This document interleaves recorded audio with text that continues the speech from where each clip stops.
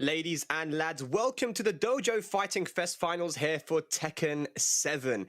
Today we have a very cool tournament featuring some of the best players around Europe. My name is Spaghetti Rip, aka Spag, and I'm joined by the Flip Kick Master himself, Go Sane. Hopefully, yeah, how you doing, bro? How's it going? I'm good, man. I'm chilling. How about you?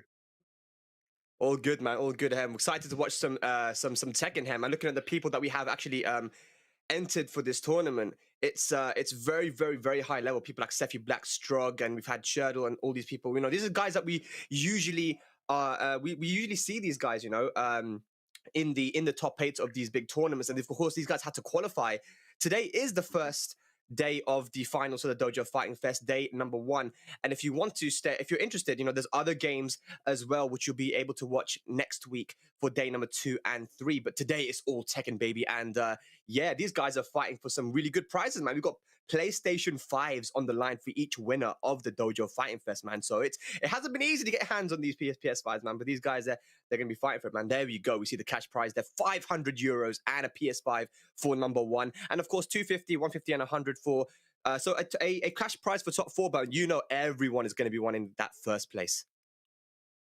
Definitely, yeah, for sure. I mean, I've got my audience already right here set up. You can see in the background over there. I got my little leopard and my little rainbow over there.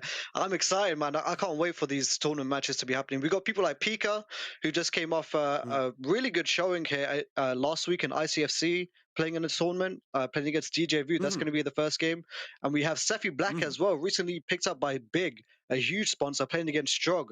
That's going to be an interesting match too. I'm really excited to see what's going to be happening over there. Yeah, man. I mean, we saw the top 8, right? The top 8, you know, Sephi Black, DJ Vu, Pika, Strug, they managed to make it in, and I don't think that those were, apart from DJ Vu, I don't think that there was many surprises there. You said it yourself. Pika had such a great performance at ICFC. Sephi as well. Strug is, you know, from Russia. He's known. People are saying that he could potentially be the best player in this region, right? But DJ Vu, if you're not so familiar, because you haven't seen that name a lot since Tekken Tag 2, he's a Scottish player, right? I think he might even be the tallest player in the Tekken community. I think he's got 6'8", 6'9", right? Yeah, I think he's around 6'8", 6'9". Yeah, that guy is massive. Like, if I was standing next to him right now, he's basically like 2 of me. Like, no joke. That's no cap right there. He's basically two of me, like putting up together. You know, when you're wearing the trench coat going to the cinema, you know, like 3 little midgets when they wear the trench coat going to the cinema. That's basically DJ Vu.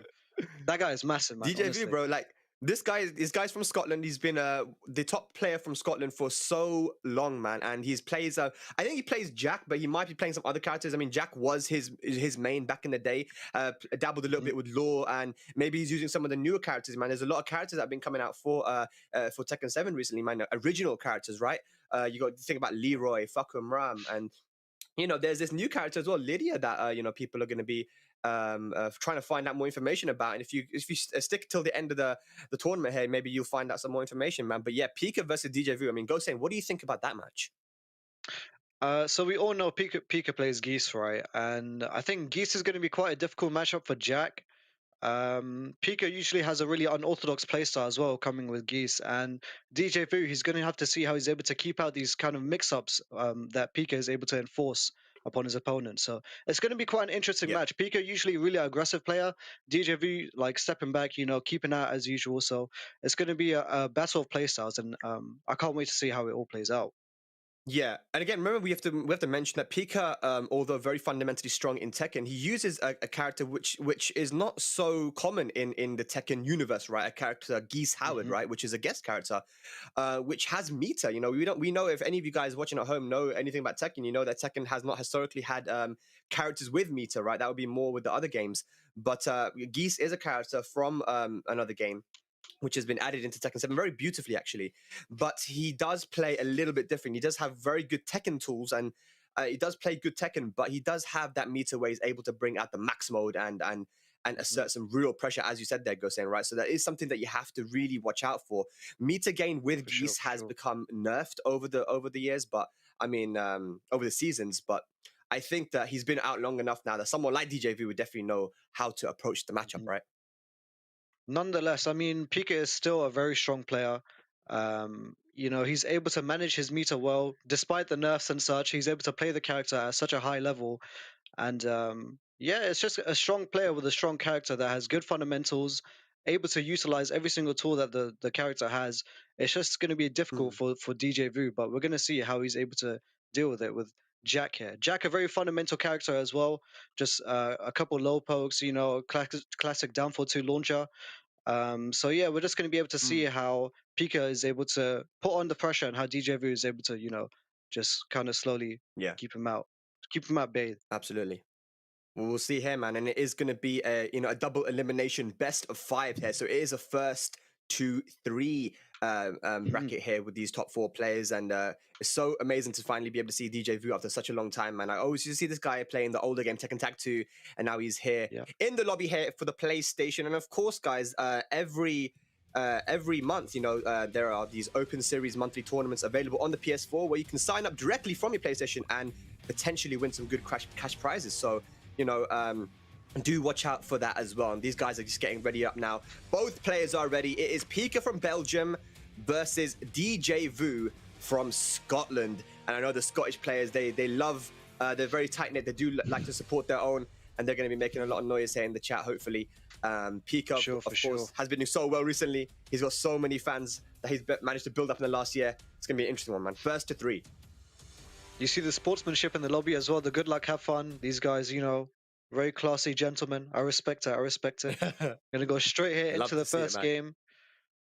Pika playing Geese. DJ Vu, we don't know. I'm gonna assume probably Jack. Just have to wait and see. Yeah, I mean, I hope so. Jack definitely is a character we don't get to see often anymore, man. We used to see him all the time, but is he gonna go for that? Yes, he is. All right, main versus main here. Yes, okay. Precipice of Fate as well. You see the random select of the stage, and it's a smaller stage.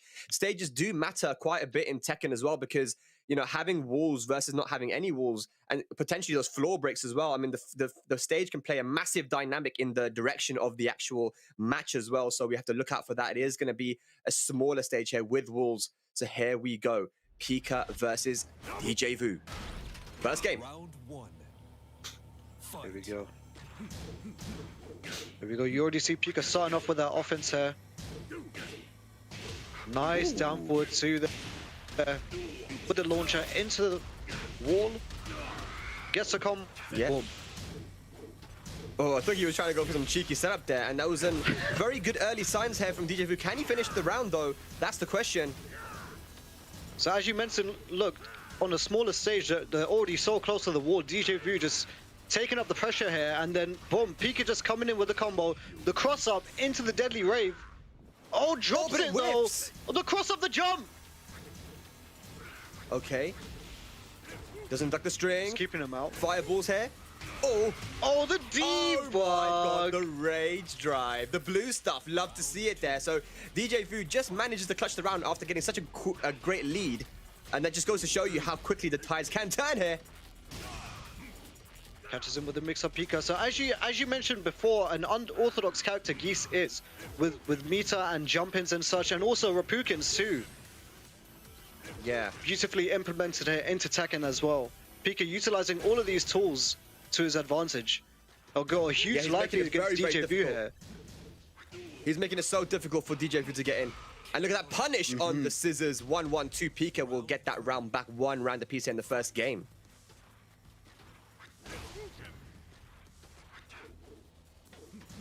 All right, here we go. More pressure. You see that Pika just kind of applying pressure here, because Jack is a big boy character. He can sidewalk some things, but generally speaking, his lateral movement isn't the best because he's such a big body character. Either way, though, DJ Vu with the uppercut into the wall combo. Decisive 3. Oh, gets a counter hit. Down 4 into the combo. Nice jabs. Yeah. Here we go. Keeping him at the wall here. Just the minuscule side steps. Boom, bam, bam. Gets the combo.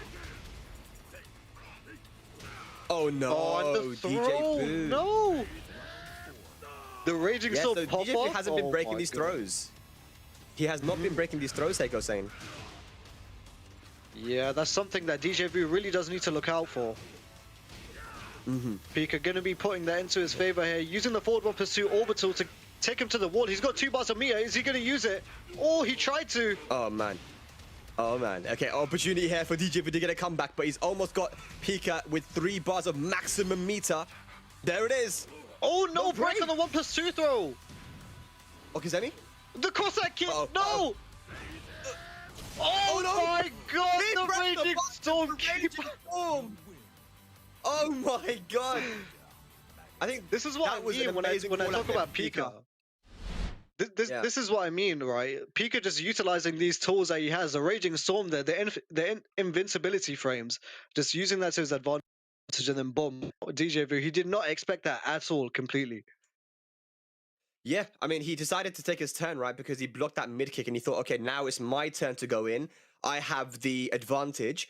And that's the thing with these characters, like we mentioned at the start of the set, right? That they're quite unique when it comes to Tekken. When it comes to Tekken, Geese Howard has that meter. And when he has meter, and Pika did such a brilliant job in building that meter, right? It gives him access to new moves, which is, like you mentioned, some of them have invincibility frames, right? So he decided to, at the end, they go for the big call out, use 2 bars of that meter for the Raging Storm, where DJ Vu thought it's my turn. Actually, it wasn't his turn, right? Well, we saw in hindsight, actually, Pika decided to go for that Raging Storm and it was over, man. He wanted to go for the finish, but we're going straight back in here with the second game. DJ Vu down 1-0. And it is a double elimination, by the way, guys, if you're just tuning in. So you can go into the loser bracket. You won't be out if you lose the first match. But you definitely don't want to lose it. Oh man, unfortunate there. We got the Howard Estate. So this is going to be Howard Geese's home turf here, I got saying.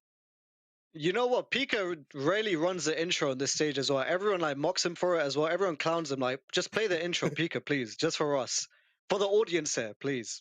I beg. Nah, he's not gonna do it. Pika, well, maybe he'll do it for me, man. Maybe he'll do it for me. So obviously, if you guys don't know, such a I mean, troll, this is Geese Howard stage. This is Geese Howard stage, and it has multiple wall breaks, which makes Geese get some crazy combos here. Oh! He's letting the intro rock. He let the intro rock. He let the intro rock. Let's go. That's Pika's my boy, man. He knows, isn't it? That's why, bro. Let's go. The special intro for Geese. Oh, catches him there with the forward one pursuit. You see the small side step as well. DJ Vu probably thought he was going to go for a side step 3. Takes him to the other wall now. Yeah.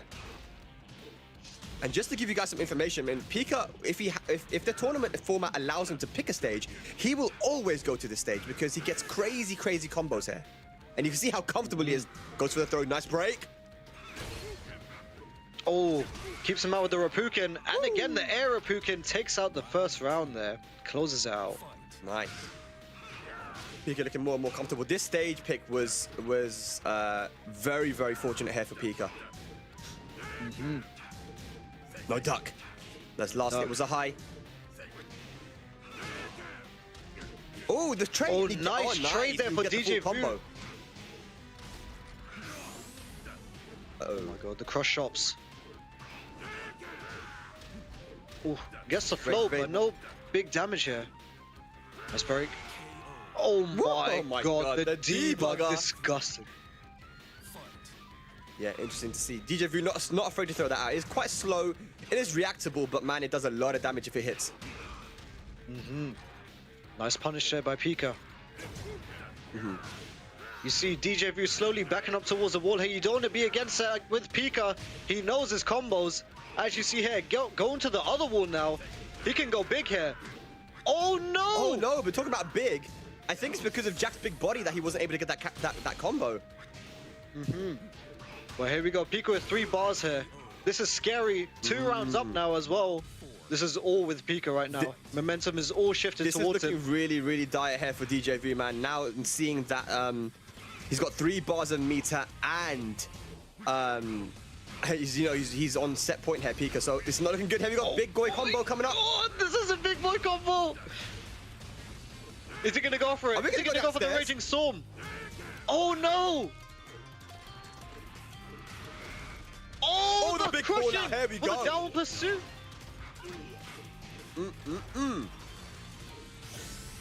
But the back 3-2. This is gonna close it out. The combo. This will be it. Yes, Pika. Nice. We'll get the round and the match there. 2-0 now. Go Sane. I mean, what is going on here, man? What do you think DJ Vu has to do. I mean, I know that was quite unfortunate with the Geese Howard stage, right? And you saw the crazy combos that Pika was able to pull out there with the Geese Howard. But I mean, what is DJ Vu not doing? I think DJ Vu is just getting too stuck on these mix-ups, and the pressure is just too much to the point where he's backing himself towards the wall. You don't want to be doing that with Pika, and especially against Geese as well. Just the pressure and the momentum will all be in his favor, and then there will be no way for Jack to get out. I know Jack's movement isn't really that great, but with some movement, just trying to get out of the wall, trying to keep him out as much as possible, DJ Vu just needs to, play defensive, try and get a couple pokes in, get try and get the life lead if possible, and then just keep out as much as he can. Because Pika is just going in with the jabs, and DJ Vu has no clue what to do. I wonder if DJ is going to switch character here. I mean, I know he does play a lot of other characters as well. It's just, yeah, I think he will stick with the Jack here. It's just, it's kind of hard, right? Jack has some very clear weaknesses when it comes to people pressuring him. If you're playing against a Jack player, you want to be in his face because there's not much that Jack can do to get around that, right? He hasn't got the best panic moves, but is he going to stick with the Jack? He will. And now we're on the Brimstone and Fire. So once again, another smaller stage here. You know, he's been quite unfortunate. He didn't manage to get an infinite, which might have been in his favor. But yeah, Brimstone and Fire here. Again, another small stage with walls. And here we go, man. Geese versus Jackie has stuck with the Jack, and that means that he's going to be locked in with Jack 7 for the entirety of the set if it goes to a final match. We're hoping that it will, man. The Scotland player himself, DJ Vu. Haven't seen him in such a long time, but Pika on form right now. 2-0 up. Here we go. Third match coming up. Let's see if DJ Vu is able to keep up with this pressure here. Nice low parry there by Pika. Gets a 1+2 throw as well. No break. Yeah. And again, just classic stuff here from Pika, just staying close. Once again, we'll get the wall splat here. It's just all Pika right now, the young lad from Belgium. And DJ Vu has rage. What's he going to do? Oh, unfortunate. No punish there by DJ Vu. That is -14. And the forward 1+2 to take it. Yeah, brilliant timing there from Pika. Again, just running away with it right now. What can DJ Vu do? He's going to have to get some momentum. A clear round, and this could be the start of that. Here we go. Gets the launch. Ooh. Nice. Catches him with a while standing 1 there. DJ Vu, is he able to take this round? Yes, nice. he is. Catches We him just with the spoke about it, perfect right? as well. We just spoke about it. Getting that 7 golden letters, perfect. Maybe that's exactly what he needed. But look at that, though. Pika. Oh, he drops the combo. Oh, catches him with a mix-up there with the QCB2. Full launch as well. This is going to do damage. Okay, now he's got the wall. This is where Jack likes to be. Jack likes to be at the wall here. Oh, but the parry. No, the parry. Oh, drops the combo into the rage art, though. He dropped it again. It's not over, lads. It is not over, ladies and lads. DJ Vu could make a comeback. It's going to be some big damage. Oh, the air. Oh, no. Pika, this guy's cheeky, man. I'm telling you. Set point now here for Pika. Oh, the jump. No.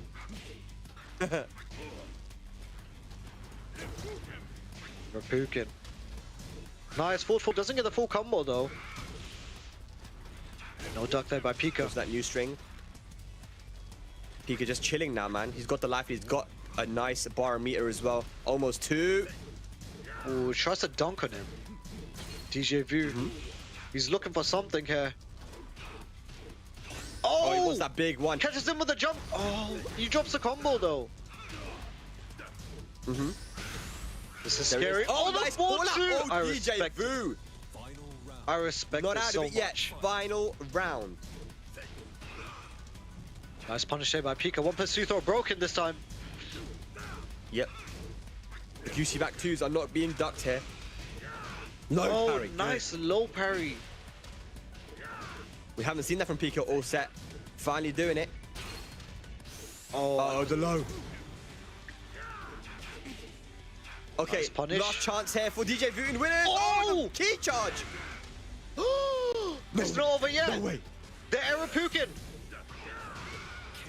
And the punish there by Pika. Oh, that was beautiful stuff there from Pika. The punish on the string, and that's 3-zip for the young lad from Belgium over the Scotland giant himself, DJ Vu. I mean, you can see that DJ Vu was getting a little bit closer and closer every match, right? It's just that Pika was so good at calling out when he wanted to take his turn. And again, the pressure was a bit too much, right, Gosain?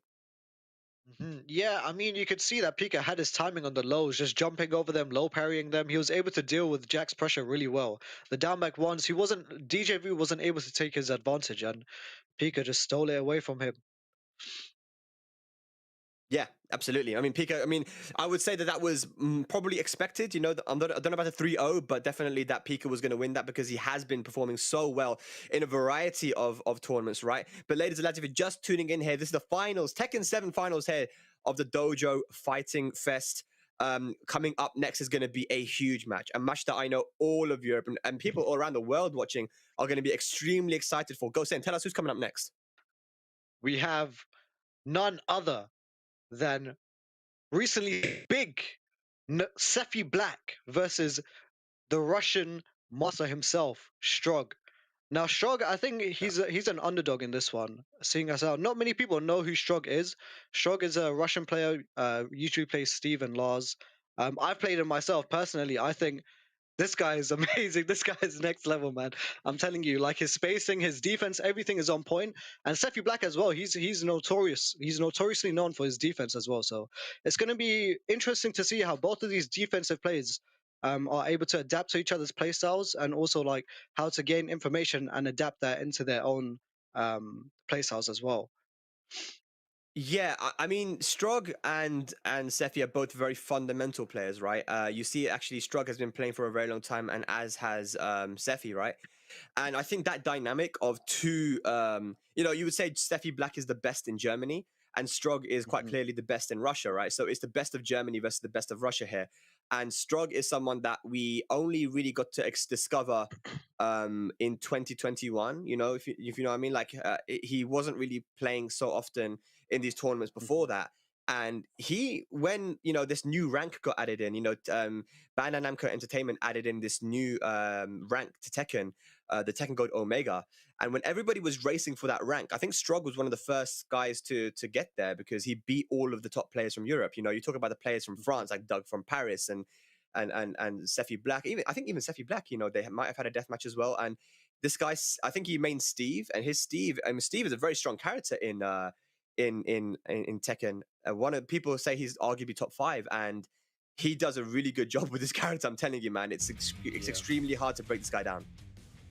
For sure, for sure. It's going to be interesting to see how Strog. I mean, as a matchup itself, Steve versus Miguel, it's going to be really difficult for Sefi to try and start anything, any pressure whatsoever, because Steve is just able to keep you out with that back one, just the counter hits there.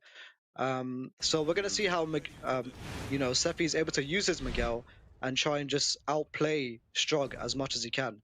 But you know, Strog is a monster. His spacing and everything is just always on point. Very clean gameplay. So. And his punishment as well, Gosain. His punishment is always so good as well, right? So, I mean, this is going to be interesting. You see that they both haven't got the high rank, but they don't play much. Maybe they don't play much rank, but here we go. It's good. These guys are two of the top players in the world, I would say, man. You know, these guys are super, super strong. 100% the top in Europe as well. Russia's Strog versus Miguel Sefi Black from Germany. And it is going to be an interesting matchup, you know. I mean, I think that Sefi Black has played against a lot of Steves in his time, but this Strog, he's a different type of Steve, man. Here we go, getting into the first game here. As you see, Strog already starting off with that back one counter hit. Fishing for that. Just trying to get something. Yeah. Oh, gosh. Counter hit trade there. Again, like Steve is that kind of character that is extremely, extremely safe. And just has very strong pokes and counter hits, right? That's what makes him one of the best characters in Tekken right now. Nice whiff punish there by Strog, though. Catches him with the back two into the combo. There we go, just spacing out. They're just trying to find each other's timings here. Strog just backdashing away, trying to fish for some counter hits with the back one, you know. Catching his timing. Yeah. Oh. Oh, nice hop kick there by Sefi. Is he going to take the round? Yes, he will. Great. And you know, Sephi Black loves to do that sometimes. We know him as that kind of patient player, right, who likes to wait for an opportunity. But sometimes he will just throw out that crazy hop kick and get it, right? Because people are just not ready for it. It's very true, very true. It's just Sephi is able to pull out like the most random things, but they always work somehow. I don't know how he does it. Yeah. Oh, nice low parry. That was a call out there from Strug. Here we go. Should get the wall. Big boy combo. Let's go for the Masaji. Yes.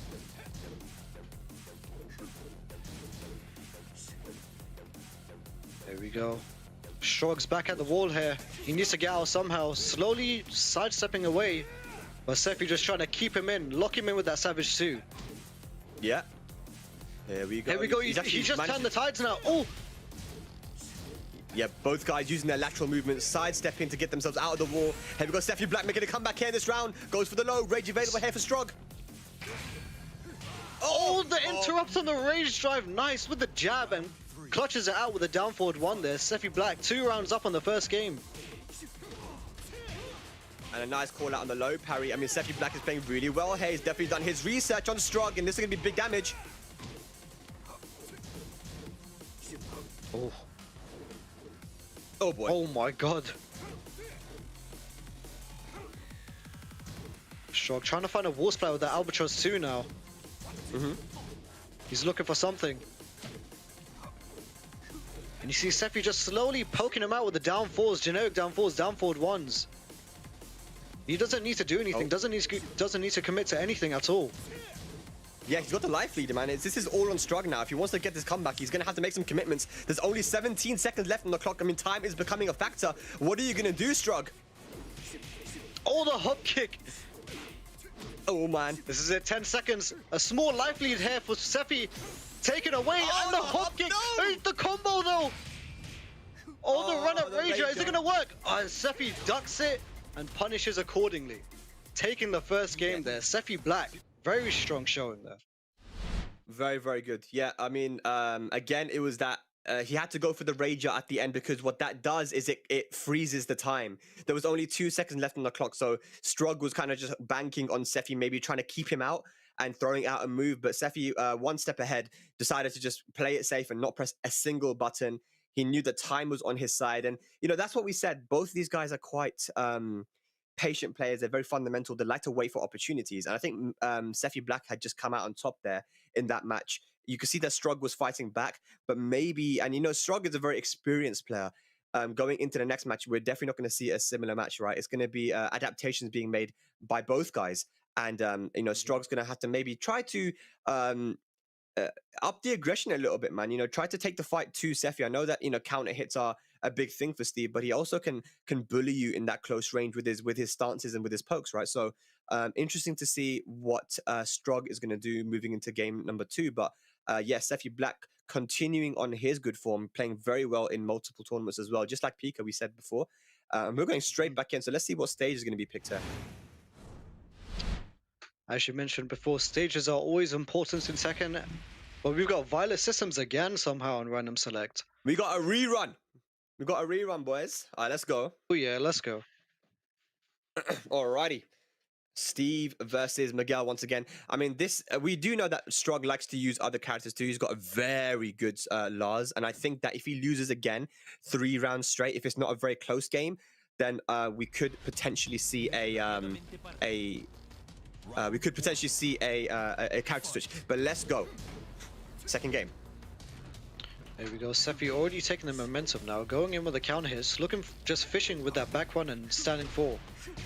Oh, there we go. Strug catching him with that power crush. Nice punish here. 1-1-2. Oh, can he? Oh my god, bro! That combo is hella hard to get. I don't know, bro. Strug is too sick, man. This guy, honestly, I can't say anything, man. It is insane. That combo that he did is extremely hard to do. Look at that, just sitting in his face, an instant break on the throw. Strug just so confident in his defense, just standing in Sephi Black's face like, bro, do something. What are you gonna do? Throw me? Nah, I'm gonna break it. He's so consistent in everything he does. Like, his spacing and his defensive ability is just amazing. Yeah. But here we go. Sephi with the life lead here. Yep. Alrighty. Strug. Oh, trying to go for the punish. unlucky there. Strug trying to look for something. Oh, nice low parry on the down back 4. Can he take it to the wall? One back with the combo. No Masaji Nice. this time. Sephi Black trying to fight his way out of that wall, but Strug not letting him. Again, standing in his face. Just fighting away. Goes for the upward one. Nice. Good. Guaranteed hit on the floor there. Sephi Black leaves Strug in rage. Oh! Oh, the down back 3-2. Oh, tries to go for the Oki setup. Upward 1. Oh! Oh! My Strug! So this With guy 2 is too seconds left, sick. the running 2. Oh, beautiful. All right, here we go. Oh, Tekken 7. We love Tekken 7, man. The slow-mos are too much for me. My heart, We love honestly, I this, can't yeah. take it. Nice. Gets a while sending 2-4 into the combo. Unlucky on the wall carry, though. Nice block on the down back 3-2. No punish. Oh, For the but back strong one with the counter, counter hit comes back in. 1. Yeah, and this is going to be a full combo and good wall carry too. That might be putting him in the corner. Oh my gosh, the movement, the movement. Strug, the hop kick block Oh, this time. Steffi trying to go for a hop kick. Oh, the back forward 1. It saves him. Steffi's still in this. Peekaboo. Oh, Goes for the rage drive. Spends rage. and there Ah, we go. Gonna take the match back with his own. No round brown, 3 rounds straight there against Sephi. And like we mentioned, didn't we say it, man? We said it, man. We said that this is going to be a battle of adaptation. Both these guys are very experienced. They've traveled the world playing Tekken. They are the best players from their respective countries. Germany versus Russia here. Sephi and Strug. We have a set here, ladies and lads. And it is first to 3 if you're just tuning in. So welcome everybody to the Dojo Fighting Fest. This is the first day of the finals, and this is Tekken 7 you're watching right now. Yeah, Strug is was definitely an adaptation there, right? Like I said, maybe be a little bit more aggressive, maybe take the fight a bit more to Sephi. You would see that he was in close range a lot more, poking away, taking a few more risks here and there. And I think that's what you got to do sometimes against Sephi, right? Yeah. I think Sephi, as a defensive player, you need to test his defense. And in those situations, you saw that Strog was able to just run him down, just rush him down with the jabs. Damek 3-2s were catching him as well. And the power crushes too, just checking his movements, seeing if he and Strog able to take that second game there. We'll see if Sephi is able to adapt against Strog's adaptation here. This is going to be an interesting. We're going back into Violence. How are we getting Violence systems 3 times in a row? Are you serious? This is random select because you see the little question mark on the stage, right? That means that it was a random select. So we got 3 times in a row Violet systems. Okay, all right, no problem. I'll take I actually it. like this stage a lot. This It's is one of my favorite an stages. even ground I'm anyway. good. Yeah. I don't mind. Here we go. Anyway, let's get into it. 1 match apiece here. Round 1. Going into the 3rd game now. 1-1. Sephi Black versus Strog. Semi-finals. Nice duck And there on look the at that. down forward 1-1 and punish. We mentioned it. Not many people not many people duck that string that Strog is ducking and punish them, right? So like he's very aware of these strings, and doing that in Tekken is extremely important. I think it carries you a long way when you know how to duck strings and how to punish them, right? Just fundamentals, just understanding the different characters and what they can do, as well as movement being a key part of Tekken here as well. But here we go, we see Sephi Black getting a hop kick and closing the first round here in the 3rd game. Yeah. Yeah, that's the thing, right? Again, Sephi Black just knows when to throw that hop kick out. But look at that back 1 counter. That is one of Steve's key moves, probably his best move, and has been for many, many years. And that's huge damage. Look at that, 50% off. 15 seconds there, only passing the round. A huge life lead here for Strog, but Sephi can take it off now with that counter hit back 1. This is going to do damage. Drops the combo though. 2-1 punish. Goes for the headbutt. Nice Strog. Oh, nice. The whiff punish with the back 1 too. Into the rocket punch. Yeah. This is scary. Strug with the patience. Oh. Tries to go for the Sabaki there, Sephi, but Strog. He's not biting. Yeah. Oh, and a counter hit Strug. back 1 again to start the round. That's 2 times in a row now. Yeah, he's catching him. I'm thinking that, Strog is finally caught onto Sephi's timing a little bit here. And there we go, again, blocking the hop kick. I mean, Strog is getting comfortable with Sephi. Sephi's going to have to change it up a little bit because Strog is getting the download, man.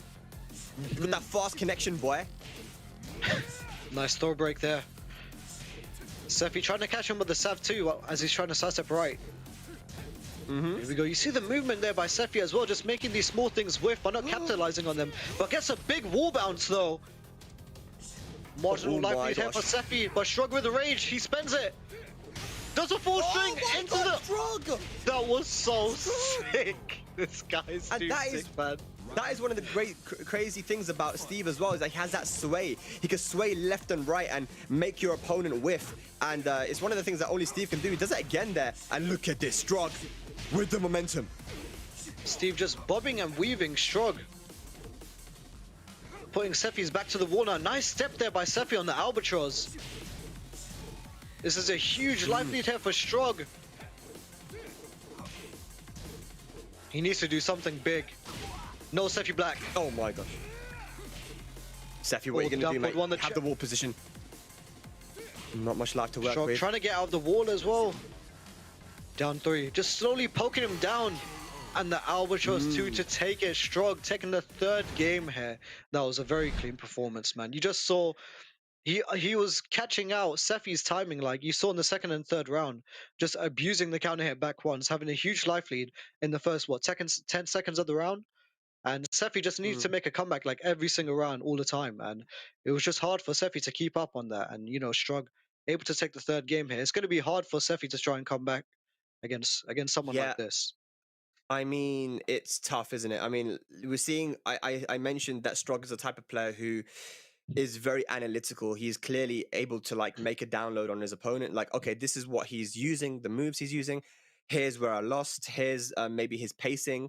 He downloads all of this information in the first match and he's able to use it against you. So even though the first match was a 3-0 in Seffi's favor, he's been able to turn it around, and the next 2 games have just been so clearly on his side that it's, you know, it's just crazy, man. It's insane. Yeah, I mean, you see Shrug just able to keep that momentum. He's just rushing in his face. Here we go. We finally got a stage change. I was just waiting. I was patiently waiting for like another stage. We got Mishima building. This is one of my favorite stages as well. I just like the music in this stage, but I mean, it's a smaller stage than Violet Systems. I think they're going to be able to carry each other to the wall, and I think there's going to be huge momentum shifts here in this game. So we'll see how it goes. Absolutely. All right, so this is going to be interesting. Can Seffi make the comeback here now? And I know that when, historically, when there have been opponents that have kind of caught onto Seffi's patterns and timing, he does get overwhelmed sometimes, man. We saw the match with him and Lohai from Korea, and it was very one-sided. But I believe in Seffi. He's definitely a better player than he was back then. But oh my God, there's nothing you could do about that back 1 counter hit. Big damage. Back 1, man. It's just too much. You see Seffi trying to evade the back 1 with some high crushing lows. Just down 3s, generic down 4s and stuff, but it's only chip damage. The risk reward is not in his favor. Uh-oh! Rage art. Is it going to hit? No, he ducks. And nice. Good. Oh. Block, a good duck and punish. Round 2. Fight. Nice. Gets the down forward 2. Doesn't get the full combo though. Tries it. Shrug, I believed as well. Nice. Gets the sway, but doesn't confirm. Savage up forward 3. The fat knee to your face. Oh, the 1-2-4 finishes the string into the shoulder. This is looking way better for Seffi Black here. He wants to take it to a final match, and that's exactly what we want to see. And look at that. Goes for the toe tap, and there we go. 2 rounds up, Seffi Black. Fight.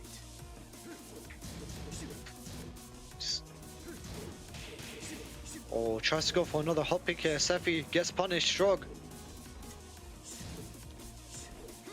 Looking for that back 1 again. Trying to find something. Nice low parry there. Seffi, can he take it to the wall? Yes, he can. This is huge here for Seffi. Plus frames. Get dunked on. Oh, okay. Oh, the wall bounce! Doesn't get it though! 1-2 whiffs. 1 plus 2 throw broken. Oh, the wall bounce again catches him. Ladies and lads, we are getting a final match here in the semi-finals. First to three is going to be Strug from Russia, Sefi Black from Germany, for coming up for a final game. And that's exactly what we wanted to see between these two, right? The best of their countries, Germany versus Russia. I wonder what you guys think at home. Who's going to take it in this final match? I mean, go saying it's been crazy. Just like kind of 3 rounds here, 3 rounds there, 3 rounds. It's just been, it's not, they haven't been close matches. All of them have been like, they've been back and forth, but very one-sided. You see that they're able to adapt to each other's playstyles really well. This is what I was talking about just before the set started as well. It's interesting to see how both of these defensive players are able to just gather information during the different sets, right? You see Strog getting 3-0'd in the first game, and then a 3-0 back, and then another 3-0 back. Like, you just see these constant adaptations and analysis of their characters and their playstyles as well. So we'll see how Strog is able to adapt for this final game here. It's now 2-2 in this first of 3. Can Strog take it away from Sefi, or will Sefi able to take it back from him? I mean, the winner here is going to be going up to face against Pika, who's waiting there in the finals. This is double elimination as well, ladies and lads, if you're just tuning in. And yeah, we're going to the arena. This was probably the best stage to finish it off on, man. You know, here we go. We've got real esports, baby. Let's go. All right. So Steve and Miguel, no change in characters. We're going all the way. This is going to be. I hope chat is enjoying this. This is now 2-2 against arguably two of the best players in Europe, but not even arguably. They are two of the best players in Europe. I hope you guys are enjoying, man. This is a really good showcase here. Mm-hmm. So what do you think, Gosain? Call it out now, man. What's going to happen? No, don't put it on me like that, man. I'm gonna say Strog. All right, cool. Oh no! Oh no! The sinking. But this is your fault, you know, Gosain. That was 100% your fault, bro. No, how is it my fault, man? It's always your fault. What do you mean? Everything you do, it just ruins everything, man. That was Gosain, guys. You know what? Yeah, I can't even lie or anything. You know, with the synchronization, it's probably like a comma or something. That's what I get all the time, like 24/7. So it's probably for me. You know, it is what it is. Like, I guess it actually was my fault in the end because I asked you the question and I shouldn't have asked you, man. But yeah, go ahead and say what you were gonna say. You said Strug. Why did you say Strug? I don't know. Like, you see in the first game, Sefi just 3-zipped him, like 3-0, and then he was just able to take 2 games off him just like that as well.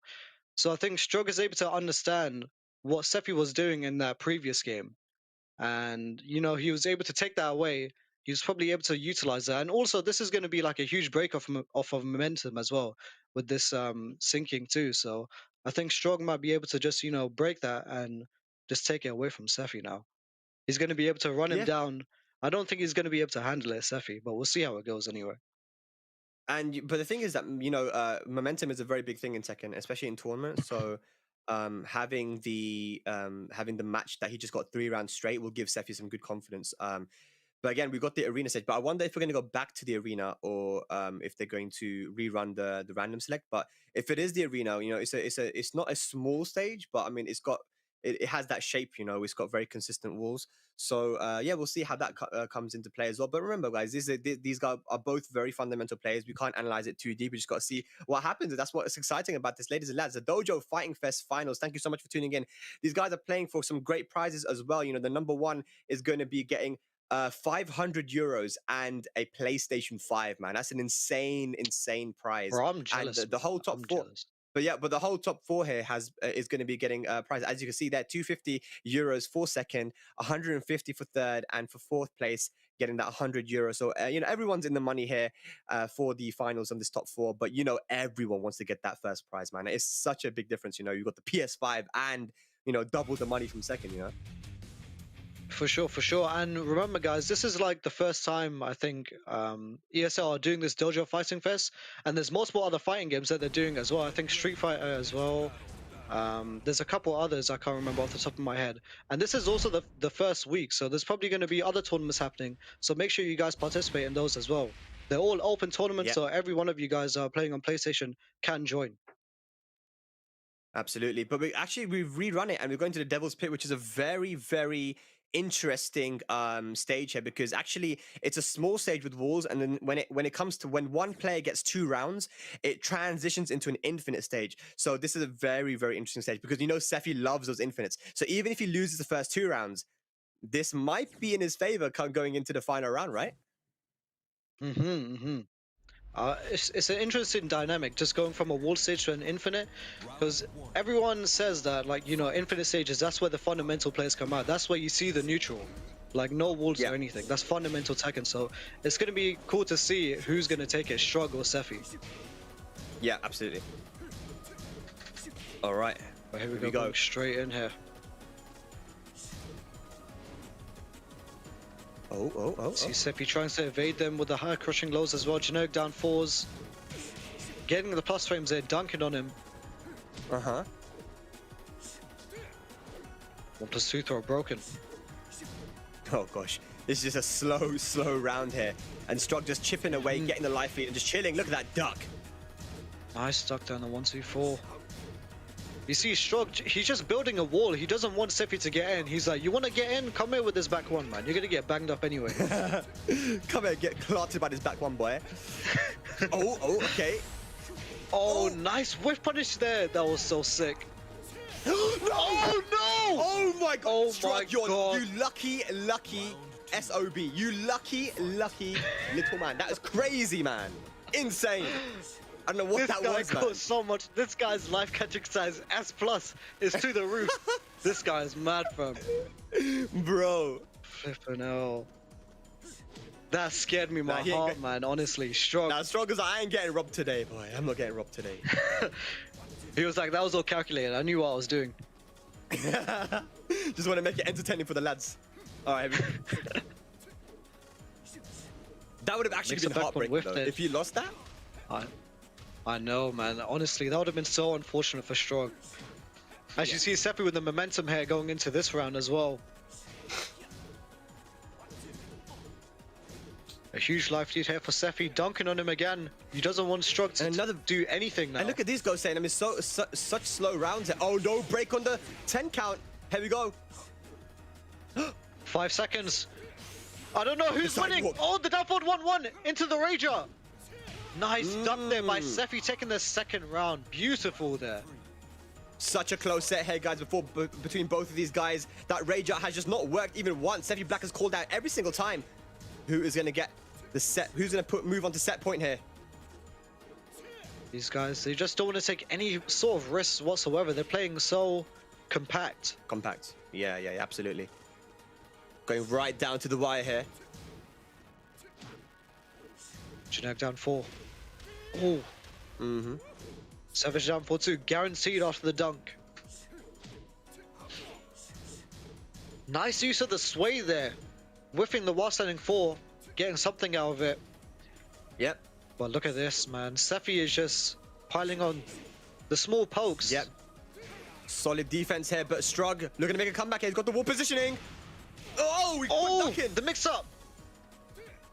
1+2 throw broken. He sidewalks. Oh, 1+2 throw broken again. The Sonic Fang keeper, what?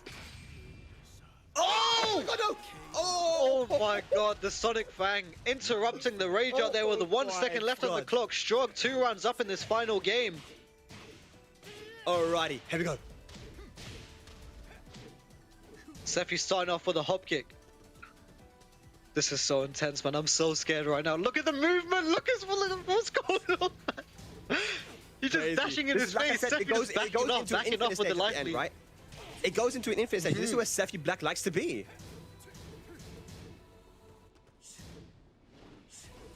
You see, Sephi doesn't need to take any risks whatsoever. He doesn't have the life lead anymore now. He needs to do something.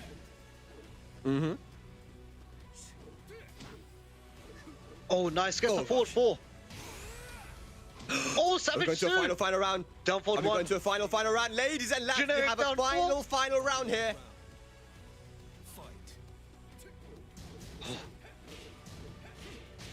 Oh, punish. Nice punish there. New punish season 4. Ooh. See, Shrug using that infinite. Just dashing in. Oh, catches him with a duck forward 2. This is huge. Oh, combo drops though. This is a Shrug. Marginal life lead here. Sephi can do anything to take it back. Look at them just dashing in each other's faces. Yeah. Oh, so tense, so tense. So even between these two guys. Germany versus Russia. The top dogs from both countries. Plus frames here for Sefi. Oh, Oh, nice. Gets the jabs. Oh, And it's the down Strug. two wants to close it out there. Strug going 3-2 against Sefi Black. Final round there. That was such an intense game, bro. I was sweating just watching that. Just everything that was going on that Infinite stage was too much to handle, man, honestly. Great yeah. showing there by both players. Yeah, absolutely, man. Both guys there played really, really well. Sefi is unfortunately going to move into the loser bracket after such a well-fought match, but you know, someone had to be the winner, right? And yeah, it's such great fundamental showing there from Strug, because even on that, we all know how tough it is to beat Sefi on an infinite stage, right? But he managed to do it. He managed to transition there into the infinite and get the win on the board. So it's going to be the winners finals there. Pika versus Strug. That's going to be Belgium versus Russia. And yeah, we're going to be probably, I don't know if we're going to be moving into that match straight away or if we're going to be going into the losers. But yeah, what did you think of that match though, Kosain? Honestly, that last match was so sick, man. You just saw, as I mentioned before, like in the previous games, movement is such a huge thing in Tekken, right? It's such a fundamental um a tactic or technique that people have to learn and understand. Like movement as a concept itself is part of the neutral in Tekken, and you saw there with the dashing in and just backdashing away on the infinite stages. You're able to utilize that movement to your advantage, just holding that life lead and being able to keep someone out as much as possible. And you see Sefi Absolutely. utilizing Miguel's movement as well, just backdashing away slowly, making sure that Strug is able to chip his life away. But unfortunately, Strug taking it over Sefi Black 3-2 there. Yeah. That was so Well, sick. ladies and lads, if you're just tuning in, welcome. This is the DOJO Fighting Fest finals. This is day one of the finals here. We're watching Tekken 7 at the moment. But if you do follow the channel, next week there will be day number 2 and 3 with other games in the mix as well. And remember that there are currently an open series monthly tournaments happening, and they're available on the PS4. So people can actually sign up directly from their PlayStation and potentially win some good cash prizes, man. So, you know, these are monthly tournaments happening on the PS. And of course, very interesting prizes here for the competitors too. You know, we're going to be getting Pika and Strug up next to see who moves into grand finals, and the winner of the tournament will be getting 500 euros and a PlayStation 5. But of course, all 4 competitors in this tournament finals right now is going to be in the money. You know, the last place getting 100 euros, man. So it's not a bad day's work. You know, go say not a bad day's work. Yeah. I mean, everyone's in the money when it comes to the winners bracket. I want to see what the losers bracket is looking like as well. It's gonna be interesting to see how Sefi is able to deal with the players in the losers bracket and if he's able to climb back up and fight against the winner in the grand finals. Yeah, Pika I versus mean, I Strug. definitely think. Yeah, Pika versus Rock coming up next. So let's talk about that match then. So Geese versus the Steve, right? I think that when you look at Pika, he does tend to notice if you're not dealing with the matchup correctly, and he'll start to really run a train on you. But I think Strug is the type of player who will know the ins and outs of every single matchup. And so Pika's gonna have to out solid him, which he can do. You know, we've seen how solid Pika can be, right? But you know, beating someone like Strug, especially with Steve, man, right now in Tekken 7 is extremely strong. For sure. But I mean, we can't leave Geese out of the picture here. I mean, Geese is such a strong character, especially even though despite the nerfs and such, Geese is season 4 and the 2Ds as well, they're just really strong characters in general, just by design. Their meter just allows them to gain and nets more damage when it comes to their combos, as well as in neutral as well.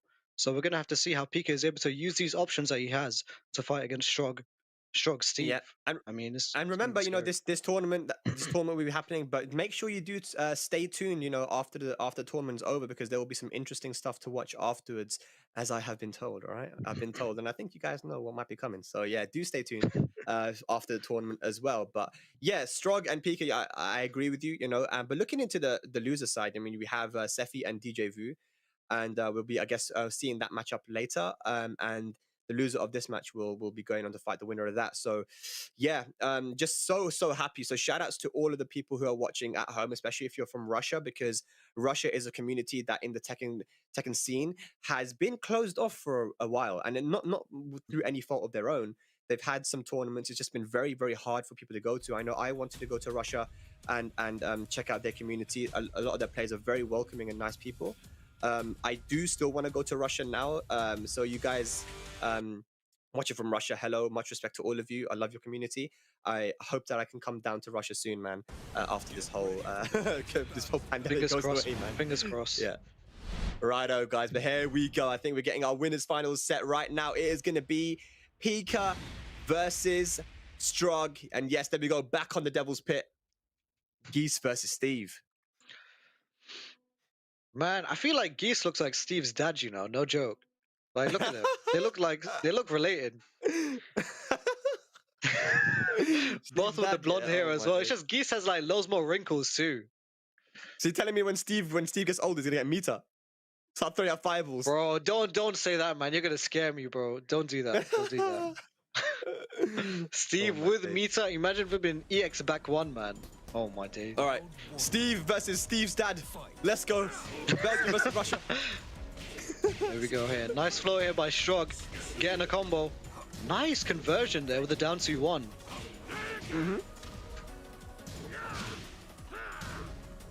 Ha! Back two. Goes Oh, for the yeah. wall bounce. Doesn't get anything. Nice Happy punish. punish. Minus 14. Oh, nice. Oh, the Good whiff punish there by Pika. That was beautiful.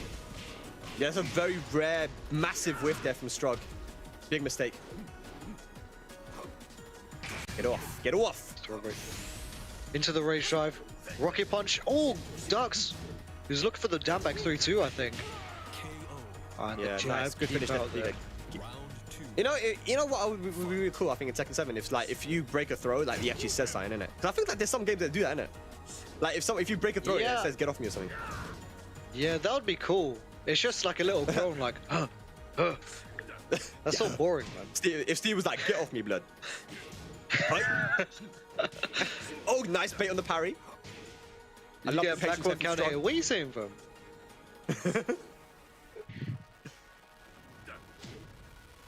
Oh, downfall. Oh, tries to go for whip punish with the back three. Oh, down 4. Nice combo conversion here. Boom, boom.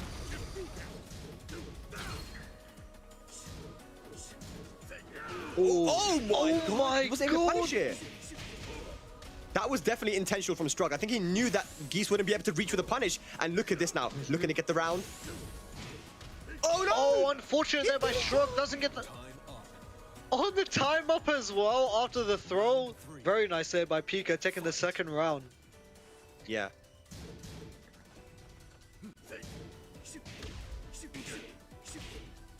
Nice, gets the combo, the pickup as well. Again, Shrug's execution is on point as well, man. Consistency with everything. Plus frames. Oh, trying to go for the low parry there. Geese, of course, has access to a corner. mid, high, and a low parry, a special parry.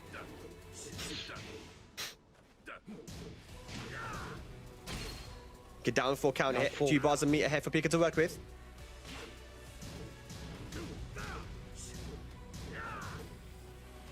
Shrug's not having it, man. He's just blocking everything.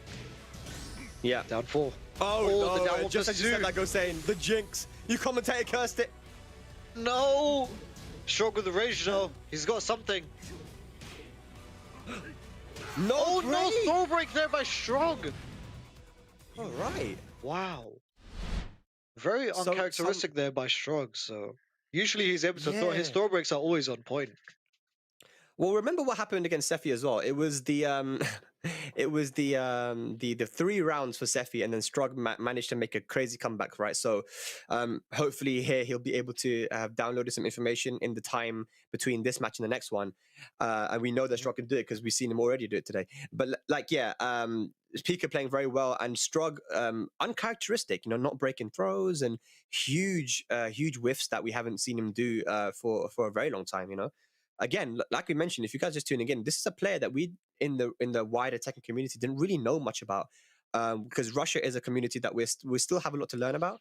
But when Strog started to come online, when the online improved in season 4, we've got to play with Russians on a very, very good connection, and you know, 5-bar connection, and he was beating everyone. Go saying he was beating everybody, you know, like all the top players from Europe were just getting clapped. You know, all the guys from Italy, from France, from Germany, from UK. It doesn't matter where you're from. Strug was just like, hello, bye bye. I remember hearing like loads of stories like at the start of season 4. Everyone was talking about this last player attacking on Prime already, and he had like what, like 100 or something wins. Everyone thought he was like some, I don't know, like some cheater or something. And then people just started catching on. Like he was beating people like Sephi Black in death matches, and like loads of other players as well. Very strong European players that he was like being able to fight against. And you see here, I mean, showcasing Strug his ability to adapt and find out the answer. And as you see here, picking fact. Oh my god, this Oh character, man. no! Oh no! He's A gone for player the like Strug, flag. a strong player like Strug with strong fundamentals, and a character like Fuckum here. I don't know. Yeah. This is a destructive. This is mix. scary. This is very scary. Yeah, So very. like Fakrum Ram, of course, if you guys didn't know, he currently is probably people saying the best character in the game. You know, the #1 in the game at the moment. His punishment, his damage, his like pressure, everything is so strong, and his mix-up potential. You know, he gets mix-ups off very, very little. And like you said, in the hands of someone like Strug, this is going to be scary. Here we go. There we go. Let's get 3+4. You see, look at the movement. Just a little shimmy. He's going for the jet kick here. Gets it as well. No. Goes for Oki. Look at this. Just murdering him here with the lows. All right. Pika trying to make a comeback here. He's got Rage available. No meter yet. It's been a pretty quick match. Quick round. The breaks. 1+2 throw broken. No break throw in the break normal again throws. by Strog. Oh, the Rapukin. That was scary. Oh, and the jab. Finish it. Yeah. All right. So, I mean, again, Pika using these throws against Strug, and Strug is not breaking them. He's going to have to level up his throw breaking here because these are some of the reasons why he's losing these rounds. Oh, you see the little delay there with the 3-4-4. Uh-huh.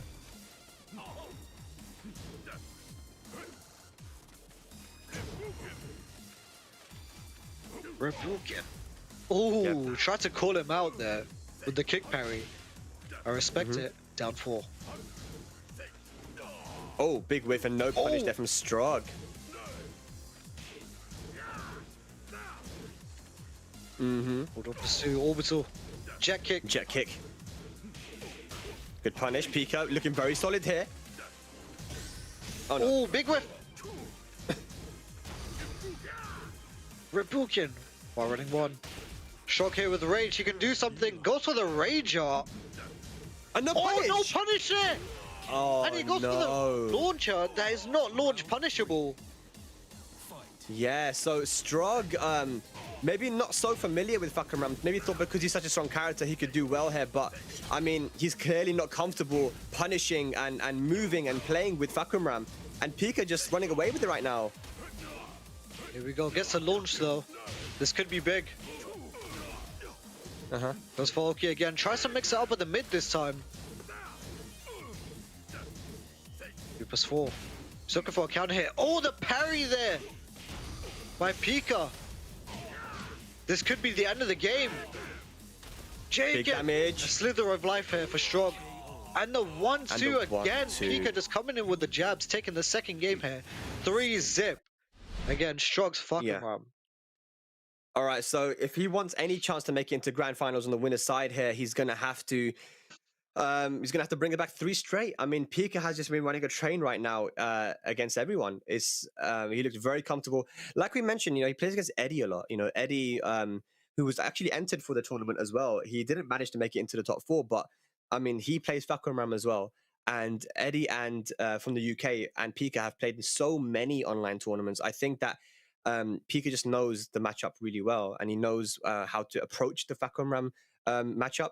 So yeah, if you're gonna play Fak, you need to have some time with him. You know, if you want to beat someone like Pika.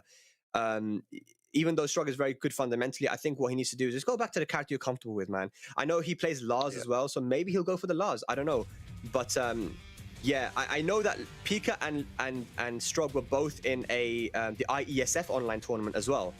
And Pika actually won that tournament. I think it was between Y and Pika for the grand finals. But I mean, yeah, Strug's gonna have to pick something here, and he's locked and loaded wherever he picks win. Whatever he picks here, he's locked with. I feel like for Shrug has gone for too many big hits. Like he's always fishing for a counter hit with the 3+4s and stuff. He needs to just play solid and compact like he usually does. Just go back to his roots.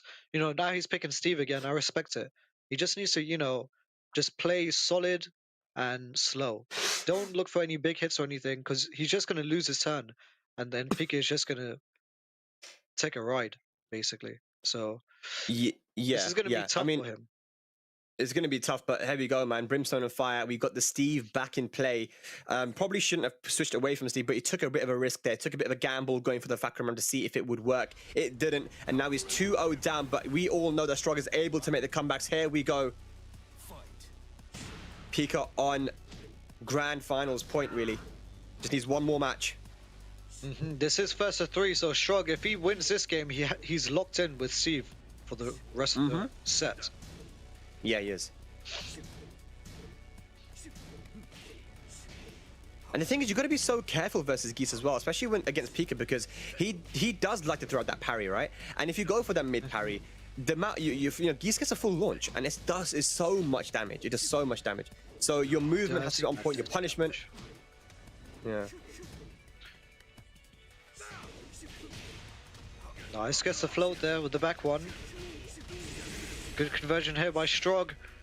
Nets some good damage, huge life lead here. Goes for the jump. Pika looking for something big. Keeping him at the wall as well. Oh, nice block there by Strog. Yeah. Not the easiest to do, but if you practice, you can actually react to the mid. Well, you can react to the mid and the low. So good stuff there from Strog. Gets the first round.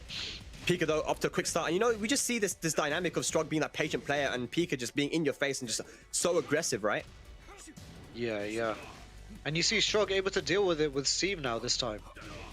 He's able to keep him at bay, mix him up as well at the wall, and gets a rocket punch into the Masaji. Another one. Catches Pika ducking into the down 1+2 there. Strog taking 2 rounds clean. Alright, this is way better from Strog here, man. Pika. Nice block and punish. Oh. No punish here. Look at that, man, the reactions. This is much better from Strog. He's actually punishing. This is what we're used to seeing from Strog. The defense, the punishment. Oh, down 2-1. No launch punish from the back 3-2. Probably looking for Pika to spend his bar. Interrupt. I'd love to see it. Again, Jake in the high version. Oh, and he gets the sway. Beautiful into stuff the here from Strug there. Yeah, no round brown. So this is it, man. We still have a set. This is what we knew that Strug is capable of doing. Like, it wasn't going to be a 3-0. That's for sure, because Strug is too strong for that, man. But yeah, 3-zip there for Strug. So has he picked up on something? Has he picked up on something that Pika isn't aware of? You know, like, he's starting to react a lot better. You see the punishment with the sway back into the power crush, and yeah, everything is a lot more on point. I mean, it looked a little bit shaky at the start. I'm not sure why, but yeah, Strug is bringing it back here, Gosane.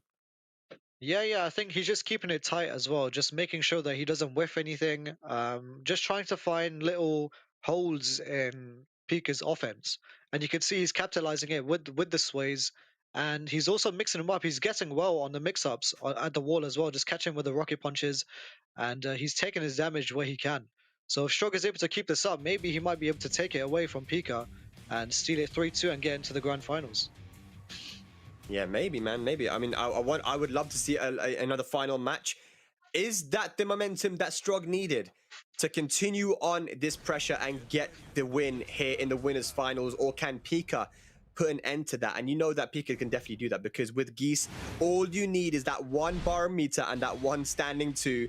We're in the precipice of fate here, so another small stage with walls all around. If Pika can get one whiff punish, I mean, it basically means the round is over, right? Basically, yeah. So both of these players have to watch out for whatever they have in store. So, you know, we have Steve's dad versus Steve. So we just need to. I'm excited, man. All right. Okay, here we go. Precipice of fate. It is 2-1. So Pika still only needs one more match to move and progress into grand finals here. The Dojo Fighting Fest finals here for Tekken 7. But is Strug Gonna be able to make the comeback. Here we go. No duck on the QC back too, but it's okay. Ooh, just chilling in that peekaboo stance, Strog. Nice. He wants to go for the wants to go for the big boy combo every single time.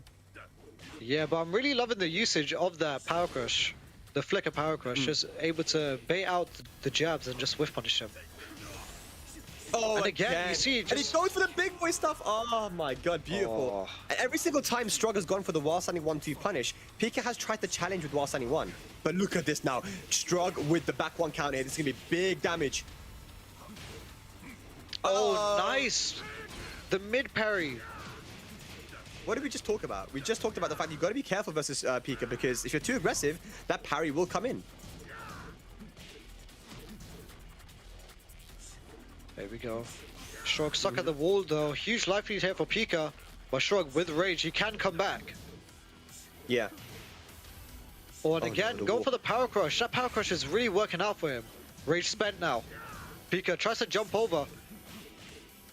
Down forward 1-1. No, Nice low oh parry my on the God, the low down parry. 2. You gotta make this count. You gotta make this Okay. count. Oh, the he goes double for the down roll, back two Strog. twice. I respect Beautiful. it, man. I respect it. All right, and again, Nice. the You see flick, the power crush. Oh my god, These Strog has small whiffs. downloaded Pika. He has downloaded him for sure. He knows when he's gonna mash. He knows when he wants to attack.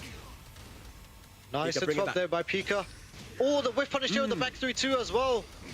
This could be taken to Alrighty. the wall.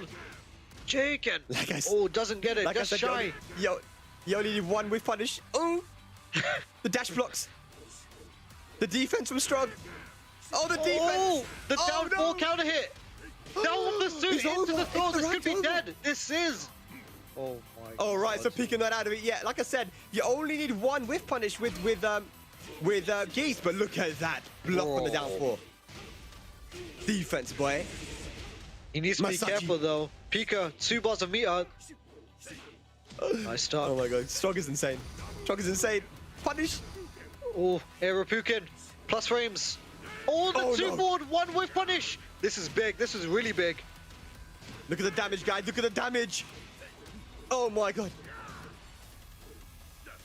This way, trying to get out of the wall, Strog. Pika keeping Oh up the my- momentum. Goes for the QCB2 mix up. Oh, Strog with the pickup, doesn't get it though. One No pursuit though, broken. conversion. Oh, Strog. We're getting scrambly now. The scramble situation. Oh! Oh my No, god, the Pika! one running one! Final round here Okay, of the set 4th point game. now. Set point now for Pika. Back 1 counter hit, a brilliant start here for Strog. Pika started off really, really strong, but he overextended. Clean wall splat into the Masaji. That is 50% gone. Oh, Oh but the my mid, God. the big one coming. He drops He it. drops the combo into Oh the down back my 3-2 though. Takes it with a perfect Strog.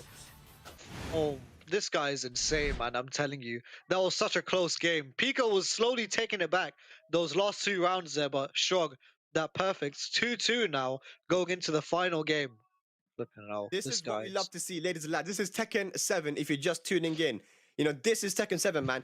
Pika was pushing the pressure onto Strug, but Strug, he managed to level himself up to that pressure and said, you know what, I normally like to play very patient Tekken, but now I can actually play at your level. I've adapted to your playstyle, and I'm actually able to bring the fight to you as well. You can see the different playstyles Strug can actually employ in his game. He's able to be the patient guy that can outmaneuver someone like Sephi Black. He can be the aggressor as well, to be able to out bulldog someone like Pika. So this is the versatility of Strug. But again, it was a very close set. And we're going to a final match once again, 2-2. Who do you guys think at home is going to be winning this? Is it going to be the young lad from Belgium, Pika, or will it be the experienced Master Steve here from Russia, Strug versus Pika, to move into grand finals on the winner's side? This is so important. Go saying, call it out, man. Call it out. Who's it going to be? No, when I call it out, man, I don't want to Bruv, call it just out. do This is too Bruv, scary. just do it. You gotta just do it. You gotta do This- it now. You gotta This is just do for it now, grand bro. finals. This is for a seat on the winner's side in grand finals. This is huge. I have to say, I don't want to, because Pika's a cool guy as well, man. I don't want to root against Pika, innit? Oh, Bro, I don't come on, know. just I'm gonna say say it, man. Strog. I'm gonna say Strog. I have to say it. I have to say it. I'm sorry, Pika. I'm sorry. So Strug has been able to get 2 matches straight Will he be able to make it through to get the reverse sweep here? We're on the Souk stage here in Saudi Arabia, which has very, very weird walls. It's quite a small stage as well. Yallah Habibi, here we go. It is going to be this match to decide who's moving into grand finals on the winner's side. Pika versus Strug. This might be amusing. Round 1. There we go. First round of the final game here. Winners finals. Rapukin. And look at this guy. Strug getting hit by all of them. That's 4 in a row now. Yeah, Pika decided to play a bit more patient to start off this round. Not the aggressive style we're used to seeing. A little bit of a change up. Oh, nice. Gets a wallbound sail with the back 2. Tries to go for a setup here. But Strug not biting. Oh, goes for the rage drive. Spent. Gets a wall splat. Yeah, not a massive combo though, and nice patience from Pika. So first blood is gonna go to Pika here in this final match. Winners finals, ladies and lads.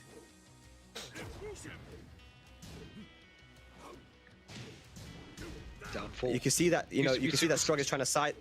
You see that Steve is trying to sidestep the fireballs and punish, but he's just not in range at the moment. Nope, that's not gonna work. That wasn't counter hit. Tekken. Nice punish. 1-1-2. Nice down jab. No ducks on the string.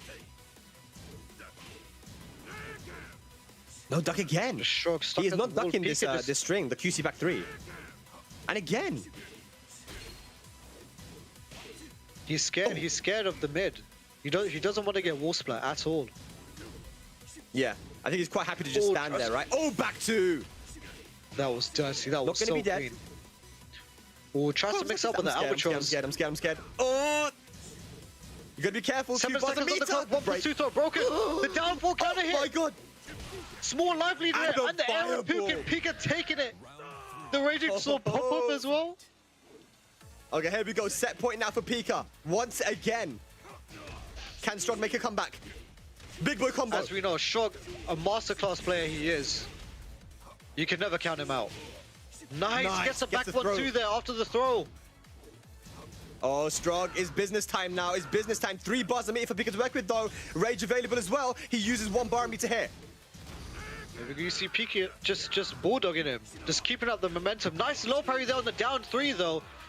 Alrighty. Third round It's taken not by over yet. Strug. This... You can never It's count not out over someone like yet. Strug, man. This guy. Yeah. Alright. Here we go. And again, Pika just staying out of range now, trying to play the keep out game. He's changed it up a little bit, trying to throw him. Strug says, no, sir, get off me. Pika with 2 bars a meter Nice. as well, with a huge call out with the parry as well. Gotta be careful. Pika's moving him closer and closer to that wall. That one standing to, and it will be done. The God, 1-1 it's gonna be counter huge hit, though. damage. This is huge. Look at the damage. The double pursuit no, whip. Strug. Rage Drive spent. Ah, Oh, that's the gonna EXJ be kick it. to close it out. Oh, Pika will move into the grand finals of the Dojo Fighting Fest finals. It became a bit of a scramble situation there, and you already know that Pika's been in many of those. Manages to close it out. Strug will move into the loser bracket. It doesn't mean that it's over for him. He's still capable of winning this entire tournament, but Pika is going to be sitting pretty, the young lad from Belgium, in the grand finals. Look at that. We've had some really cool matches there. Sefi and Strug, Pika and Strug. I mean, he's really been tested here, right? He's really been tested. Pika won the first 2 matches. Strug managed to close it and make it a final match, but Pika just the tenacity, and the durability of this guy to be able to finish it off. Yeah, so Pika moves into grand finals. yeah, Pika, a very strong player, man. You see that Strug just spent the rage drive there at the last second. He had to make an honest comeback, and Pika realized that, taking advantage and using the EXJ to close it out, and then boom, bow, done and dusted. I was very clean, very clean. Yeah, very clean, man. So that means that we could potentially see this Sefi Black versus Strog final. Strog, So the run run back. back. But looks like Sherdle is moving into the top 4 here. And he's going to be going up against Sefi Black. So that's going to be interesting, man. So Sefi versus Sherdle. What do you think about that one, Gosain?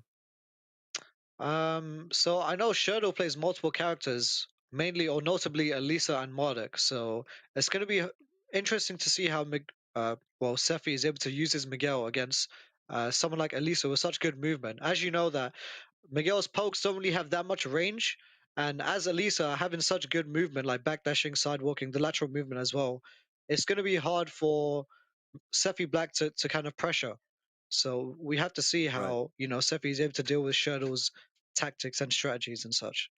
Yeah, I think that Shurdle does rely a lot on movement, right? So Elisa has some of the best movement in the game. Of course, if you're not familiar, in Tekken 7, of course, different characters have different movement, right? So some characters can't sidestep, like Eddie Gordo. His sidestep isn't really good at all. You don't sidestep with Eddie, and other big characters. But Elisa is the character that has an amazing backdash and good sideways movement too.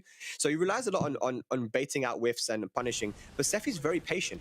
So I think that what Shadow will have to do here is try to outpoke Sephi and play him in his own game, the same way that Strog did, right? But interesting, let's see who he actually goes with here. Will it be Elisa? It will be. Okay, main versus main, and the Mishima Dojo as well. So here we go. First to 3 action here. Top 4 Dojo Fighting Fest. Ladies and lads, it's going to be UK versus Germany. Shurdle versus Sephi Black. Mishima Dojo as well. This is going to be on his stage, nothing going on. Yeah. No Buki walls or Buki rocks or anything. It's just straight up walls. Yeah. No bookiness, as we say in the UK. Nah, nothing booky out here, bro. Just like normal stage here with the nice walls and that. You get me? All right, cool. Let's go, man. Of course. But yeah, we do have booky character though. At least it's kind of a booky character. I don't know. True. I like true. it. I agree. Round 1. All right, here we go. Here we go. First game here. This is losers semis. Nice blocking. And you already know that Shurdle has a lot of experience in tournament. He knows all the tricks and stuff with Elisa. So let's see what he can pull out here. Nice. Gets a wall bounce into tailspin. Oh, nice combo adjustment as well. Yeah. Blocks on the full crouch down forward 1+2. Chainsaws. Oh, big whiff on the chainsaws. You see the pressure just being added on. Shurdle, nice backdash. As I mentioned before, the backdash, the movement that Elisa has, and the back forward wants to close it out there by Sephi in the first round. Yeah, look at that. Using that sidestep, it's got an inbuilt sidestep into it, that move. And even, with Elisa, when you get hit by the 1-1, sidewalking left is a very good option to beat a lot of the chainsaw mix-ups afterwards. You see, Sephi is kind of hesitant as well. He's kind of hesitant on trying to punish those chainsaw moves because of how active they are. So he's just making sure that he doesn't make any big mistakes. But nice block and punish there on the slide. Gets another wall splat. Yeah. Okay, very just spent. Very spent. Okay, so Sephi Black is guessing correctly here in a lot of these situations, which I think will get into Shurdle's head a little bit. Shurdle does like to go for those pure 50-50s, you know? Oh boy. Nice, catches it moving with the forward 4. Oh, and again, nice use of the movement there by Shurdle. But unlucky on the whiff punish. Huge life lead here for Sephi. Shurdle with the comeback. Can he do it though? He still has rage. It's been all Sephi. I mean, he's going to have to go in with those 50-50s once again, but Sephi Black not going to make it easy. Oh, nice keep out the down forward 3. That knee is safe. Oh, that was so sick. And there we go. Back touching away from the slide. Nice. First game taken there by Sephi Black against Shurdle. You're looking quite comfortable there in the loser semis, Sephi Black, in that first game. Again, 3 straight, started off very, very quick, and it is, I believe, a first to 3 as well here too. So yeah, looking very comfortable. He made good reads on. I think if you're Shurdle, you don't worry about that actually too much, because a lot of the damage that came his way was because Sephi blocked like a very risky move from Shurdle. So Shurdle should try to mix it up a little bit.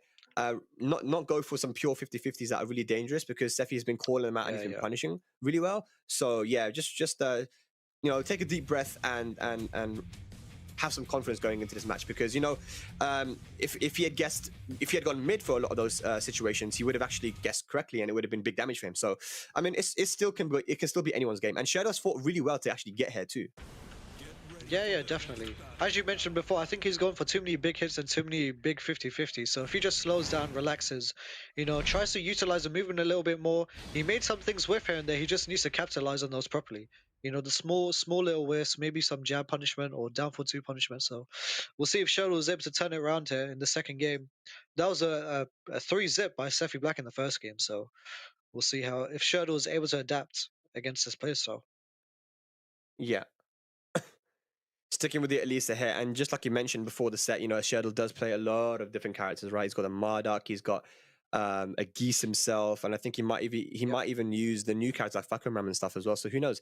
Will he maybe even switch to those if this match doesn't go his way? But we have the Twilight conflict here for the first time today, and yeah, let's see if Sherdle can assert those 50-50s again, but guess correctly this time.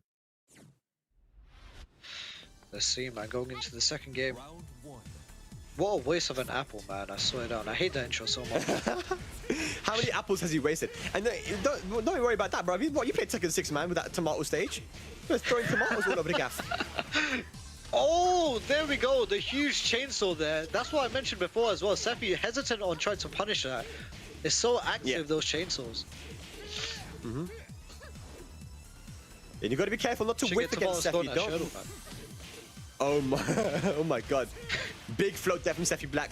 Beautiful. And that is going to be the round. That last hit does so much damage there with the Savage move.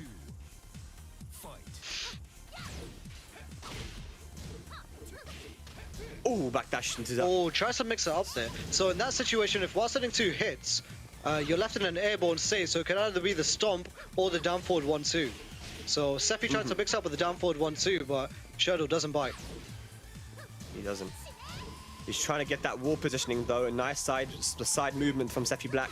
Punished that. Yeah, nice. Ooh, chainsaws. Shadow does love to use those chainsaws. Nice duck on the rocket. Oh. And we're seeing Shadow go for a lot more mids now from the 50-50s. Here we go again. Nice float there with the down forward 1. This could be huge. Oh gosh. Oh no. Savage down forward 2. Oh, I think he blocked. Yeah. Nice. Nice. And the punish. I think Shadow finally gets a round on the board. That is his first round. It's going to give him some confidence here moving forward. See, this is what Shadow Plus needs frames? to do. He just needs to take it slow. Just, you know, take his plus frames where he can. Oh, and there we go with the back 1 counter hit. But yeah, remember that, you know, Shadow has been playing very aggressively here. And Sephi Black, this kind of works into his game, right? Shadow's been whiffing quite a bit as well. Mid option again. Punish that. Nice. Oh, yeah, here we go. Catches him with the chainsaws. Oh, and the shoulder to close it out. That's 2 rounds now to Shadow. Yeah, and remember, Shadow's going for a lot more mids now. Like I said, from those 50-50s, you know, he likes to assert them. There goes the low. He's looking a lot more like the Shadow that we know. You see Sephi just trying to bait out something with his movement as well, just dashing in his face, looking for a counter hit. Nice low parry.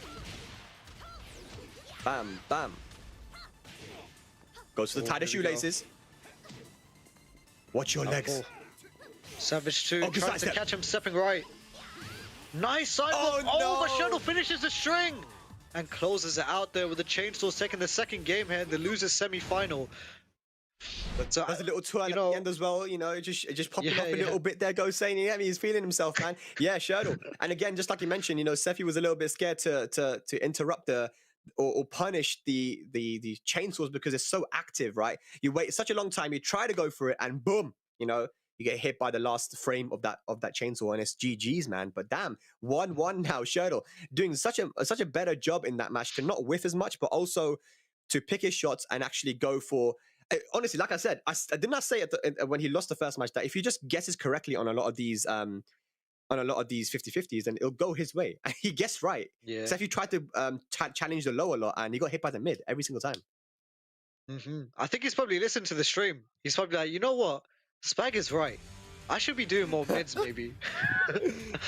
Am I giving him the coaching? You know, I've actually given Cheryl coaching in the past, you know, like in offline tournaments. But nah, I don't think he's listening.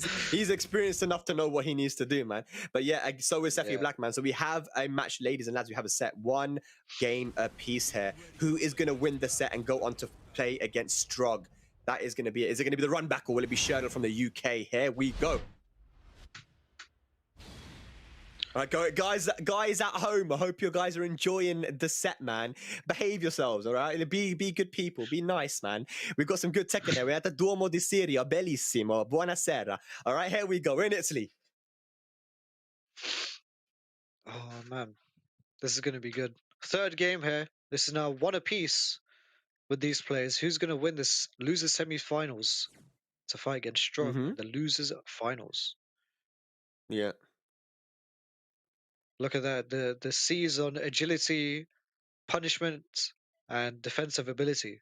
I think that's my French is decent. My French is decent. Nice. That GCSE French coming in handy, yeah. You already know what it is, man. Lifestyle. But here we go. First game. Third game, sorry. All right, let's go. Can't hit. Good stuff from Sephi. Nice. Gets a wall carry there. Oh! That was so sick. Like, spring kicks the stomp and goes for this. I think he could have got a huge combo off that. Well, he took a 50% anyway. Yeah. Goes for the. Okay, rage available here for Shadow. He's tying his shoelaces a bit too much here. Spends rage. Oh, Wow. nice duck there. Again. Shoelaces tied the jab. Nice. Oh. Shadow's so good at getting in that range and just putting you into that full crouch mix-up and then just finishing off with the jab. Beautiful stuff there from Shadow. Counter hit here to start it off for Sephi in the second round. That is disgusting damage on one down back 4 counter hit, man. Okay, good Nice. sidestep duck from Sephi. Tying the shoelaces. Going for the lows. Attacking the legs, the shins. No sidestep for you. Use the homing move. Balcony break is in play here. Hop kick. Nice hop kick there as well, the timing. You see, Sephi is just making sure that Sherdo is just staying in his place. He doesn't want him to move at all. As I mentioned before, you know, at least his lateral movement and just movement in general is just really good. So you wanna keep them close. Yeah. Okay. Good punish. Look at that overextending there, Sephi Black and Sherdle. He needs to do a lot more of that, man. Just whiff punish. Make sure that you punish Sephi for every whiff that he gives you. Good job. Nice, gets down forward 1. 4-2-1. I like that wall carry. Down back 2. Tries to mix up this time. Gets a forward, back 4 wall bounce. Yeah. I think what happened there is Sherdle actually tried to press a button after he sidestepped and ended up getting himself clipped. As you see there again, Sephi just using those homing moves, making sure Shadow doesn't move at all. Yeah. And big whiffs given there by Sephi to Shadow and no punish. Down 4. And the hop kick again. The call out. It seems like Sephi has found something. And again, And the hop the kick punish. again. What a whiff punish. He doesn't break tries to the break the balcony. last chance for Loon here. Nice, good awareness, and that's a new move that Elisa got given in season 4. That power crush, unblockable high, right? So you have to duck it, and great awareness from Sephi to. He's done his homework here on this matchup, right? So that's now 2-1 for Sephi Black. I mean, it became a bit of a scramble, but Sephi Black's defense holding up really well there. He gave Sherdle some big opportunities to whiff punish, but Sherdle he did not capitalize on them, right? And that's been the difference. When Sherdle gets his whiff punishing in, when he's looking solid, when he gets his 50-50s going, that's when Sherdle starts to win. He just needs to calm himself down, not overextend, and that is when he's going to start to get these wins. But yeah, Sephi Black, his defense is holding up here. It's looking like it's going to be him versus Strug again, the run back, and I would love to see that run back, to be honest. But I mean, go saying, what do you think's going to happen here now? I don't know. I think Sherdle just needs to, as you said, just relax. You know, take where he can take his damage. Like, just look for opportunities where he's able to whiff punish. Use that movement, utilize that movement that Elisa has. You know, you don't want to be kept down by Miguel, especially a character like Miguel is just able to just kill you with mix-ups 24/7. So you want to make sure that doesn't happen. So try and move out, keep out as much as possible, and you know, you can make your way through against Sephi Black. Yeah, I mean, that's exactly what Strug was doing, right? Strug, when he actually managed to level up his aggression a little bit and his punishment, that's when he started to beat Sephi. So, I mean, Sherlock can definitely do this. It's 2-1, though, for Sephi Black. And remember, the loser of this will be out of the tournament But it will be getting a prize as well. We have the infinite stage on the random select, which I don't know who this works in favor of, because I know Shurdle with Elisa loves to be on an infinite stage, but so does Sephi Black. So this is going to be working into both guys' strengths here, having this infinite stage, no walls at all. This is a toss-up, man. I don't know who this is in favor of at all either. Mm-hmm. We're gonna have to wait and see who's able to utilize it properly. Alrighty, here we go. UK versus Germany, 2-1 right now to Sephi Black. The chainsaws are out, but he puts them away. Here we go. You see, after that 1-1, Sephi just sidewalking left. You said before that that beats most of the chainsaw mix-up, so very good usage of movement there by Sephi. Sephi's the kind of guy, you know, he will go into practice mode after losing a set, and he'll be like, okay, what could I have done better? What can I do versus this character? So he knows all these situations. Look at the chunk. Look at the chunk of damage. Bro, that was dirty. There we go, tying the shoelaces. That could have picked up as a combo. Nice break on the 1+2 throw. What a great block. Oh my. Oh, and the usage of the... Oh, nice. God. Sephi Black with the block at the end and the punish. The finish with the down 4. That was so scary. That's frames. Nice block there on the low. He's recognizing when Shadow is wanting to use that. Mm-hmm. Oh, goes for that knee. Just dashing up in his face straight afterwards. Gets a counter hit forward 4-2 there.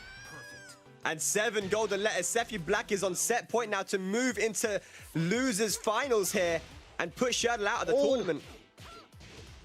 Goes for the big boots there at the start of the round.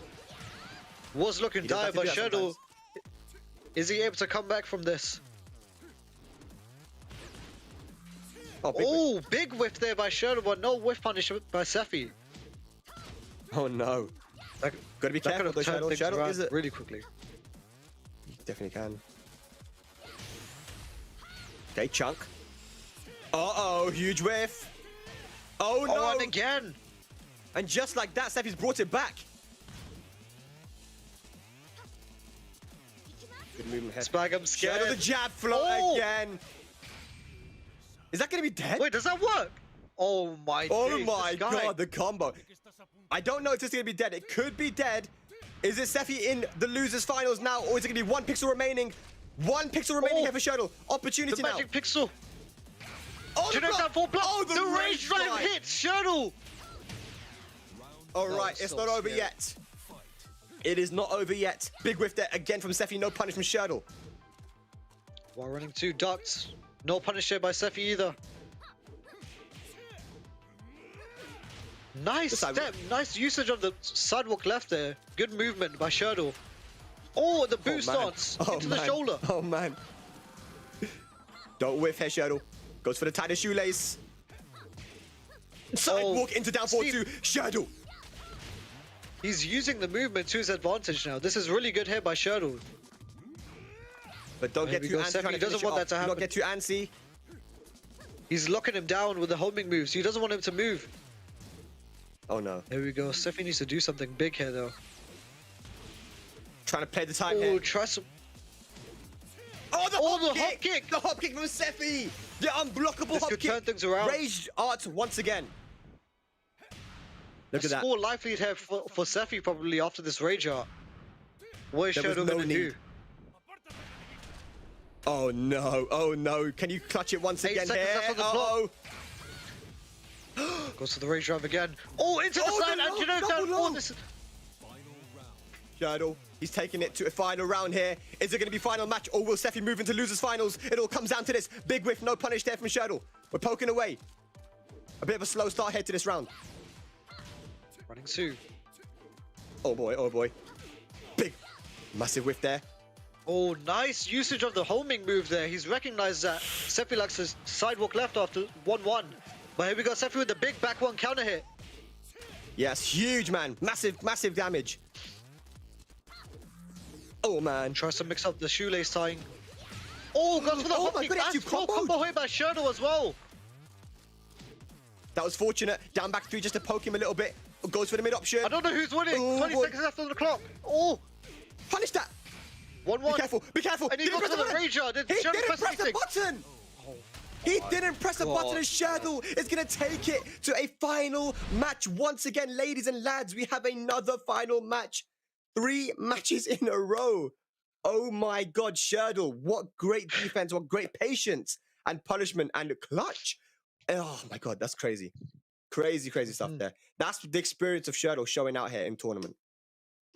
The guy was 2 rounds down, and in a 2-1 situation, and he had the ability to come back after that as well. That was an intense game, but Sherdle able to climb back 2-2 now, potentially able to get into the losers finals against Strog.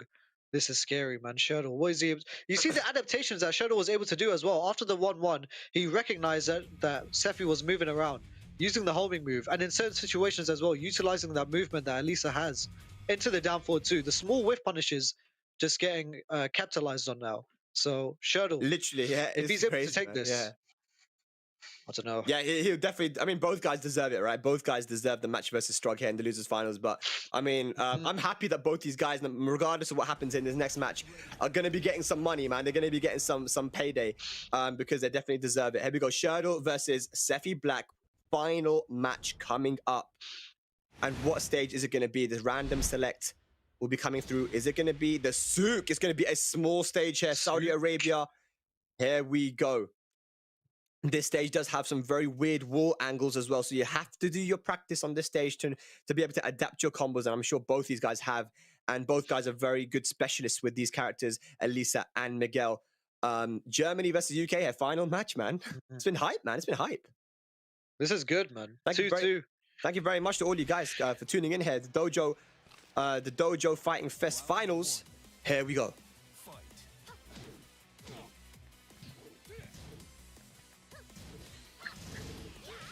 We see the chainsaws. Okay.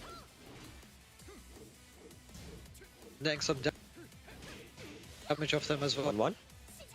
Yeah. Oh no, that's dead. Isn't it? Oh, Oh. yeah, 7 The golden chainsaw. letters like a Sherdle. Was him down. Oh, nice. Okay. Huge Big chance of damage here for Sephi. He wants to Only get a 10 7 golden seconds. letters of his own. Is he going to get a perfect of his Yeah. own? Oh no. You jinxed it, Spag, man. What are you doing? I did. I can commentate a curse Here at we go. will. Oh no. Oh, the hop kick. Nah, I think that was a Oh, bit the too rage obvious. art. Yeah. Yeah, Sephi called that out, man. Sephi's been doing a really good job in this tournament by calling out these rage arts. But here we go, though. 1 match apiece here in this final match. Good side. Nice. Steps for the slide. Ooh, ooh, ooh. Jodo just trying to keep him at the wall here. Keeping it compact here. Sephi Black just down forward 1, just poking away, poking away. Break the 1+2 throw. Punish that. Finishes Good. the shrink. Oh no. This is scary, man. 30 seconds left on the clock. Life lead here for Sherdle. Oh man. If you're Sherdle and you got the life, you definitely don't want to whiff like that and give Sephi Black an opportunity. Oh, That was a the very sliders. risky low. And Doesn't punish. let it rip this time. 1-1. Oh, What's my going God, on? just standing there. They're just 10 seconds left. Oh no. down back 2. Rage drive spent. Oh, the mid. The shoulder. Oh no, Sephi Black Oh. gonna play the time. And here we go now, set point once again. Sephi Black to move into losers finals. I'm gonna lose my mind if there's another final round.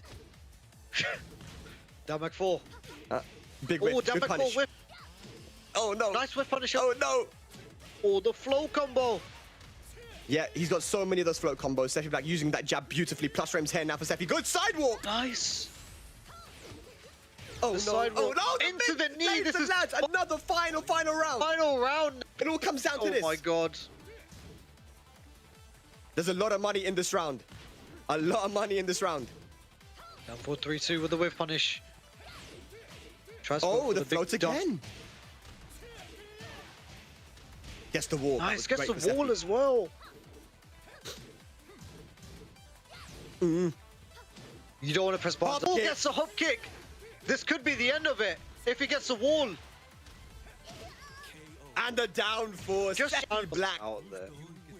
Yeah, he's going to take it over Sherdle there in the final round. But what a great performance by both guys. Sherdle did a great job. Unfortunately, he will be out of the tournament here, going home with 4th place, but he will get a cash prize either way, man. It was so close. And you saw that Seffi Black using that hop kick at the end because he knew that Sherdle wanted to go for a full crash mix-up. And he's been doing it so often in that set, right? So a full crash mix-up, you're not aware, it means that from crouch, you get access to other moves, and Elisa gets access to a lot of different moves when she's in that crouch, right? So yeah, good reactions from Seffi to just say, you know what, I don't want to deal with this mix-up. I'm just going to hop kick you. Yeah, for sure. I mean, Yeah. but unfortunately, Seffi was able to just claw away and just poke him down. Slowly, but Seffi taking the game 3-2, going against Strug. Now we're getting the run back at least. Yeah, I'm excited. We'll see how it goes.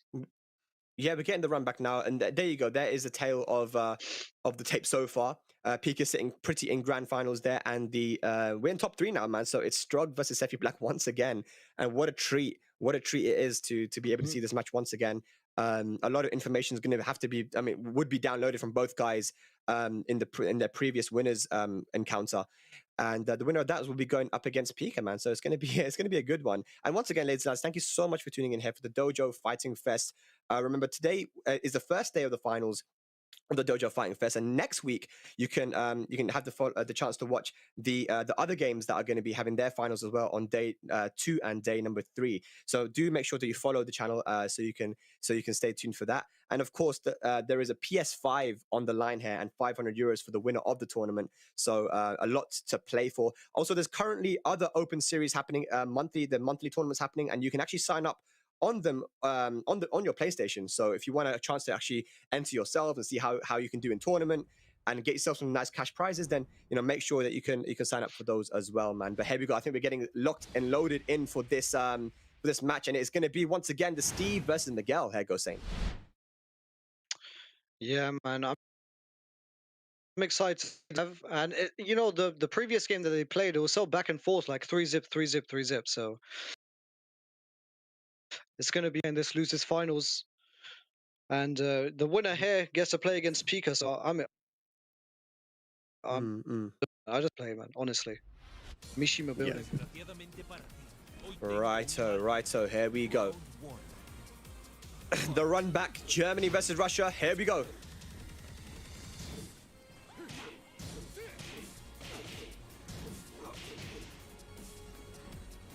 Nice, gets a punish. What's in 1-2?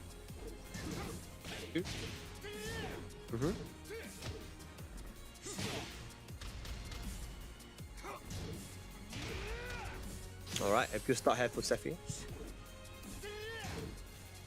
Gets a shoulder. Down back 3-2. Nice.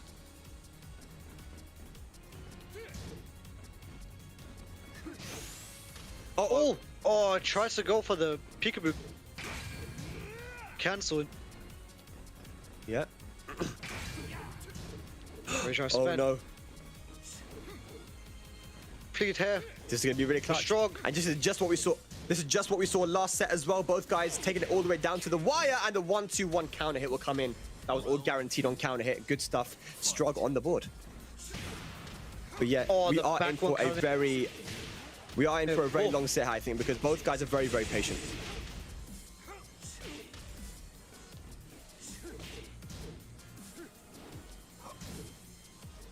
Rocket punch blocked. Doesn't want Strug moving, using that Savage too. Oh, nice. Oh no. Oh, the whiff punish shield, the Sonic Fang, nice.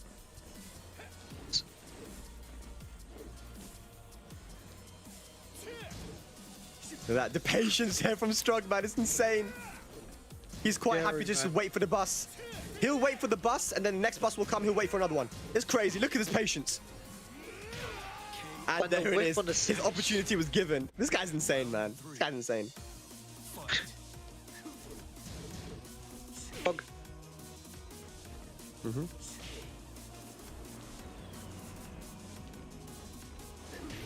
in his face. Just look at that, making the hop kick whiff afterwards as well.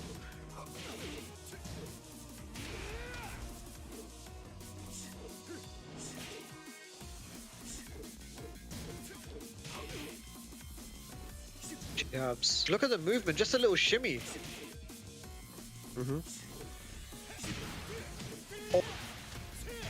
Oh, gets a taking it to the wall.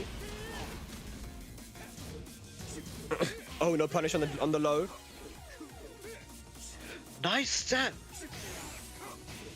Oh boy, and that should be it. Yes, Sephi Black gonna go down 3-0 this time. So it's a reverse of what we saw last time, right? I mean, Sephi Black actually got the 3 rounds straight in the first set, and then Strug made the comeback. But this time, Strug continuing on his performance from the last set in this one and getting the 3-round no round brown, 3 bubbles straight.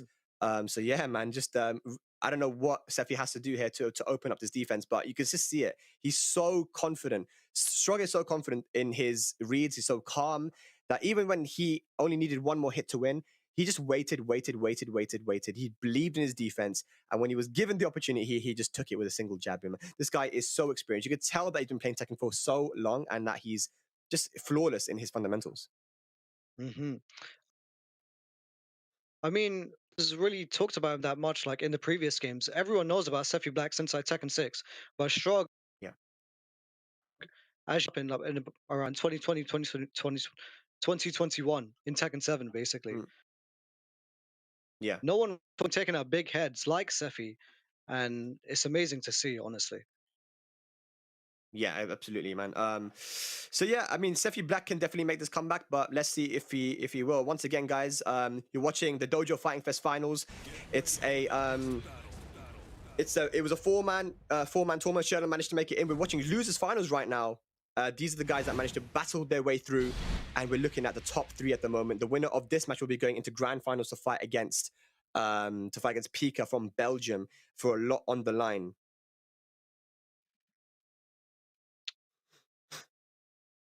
This is going to be a game now. Sephi Black, what can he do? We've seen him before against Strug, but is he able to do it now? Round 1. Right, so here we go. Oh no, that trade is not going to work out for Sephi, man.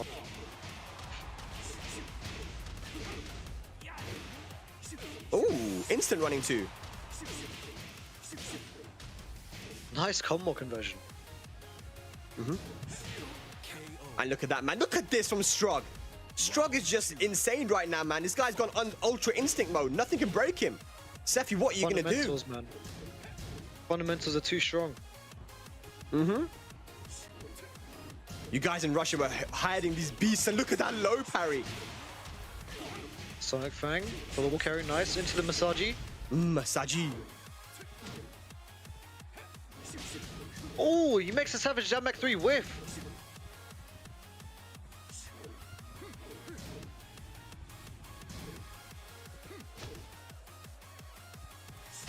This is scary. Oh, the Strug with the timing on the back one as well. That was beautiful.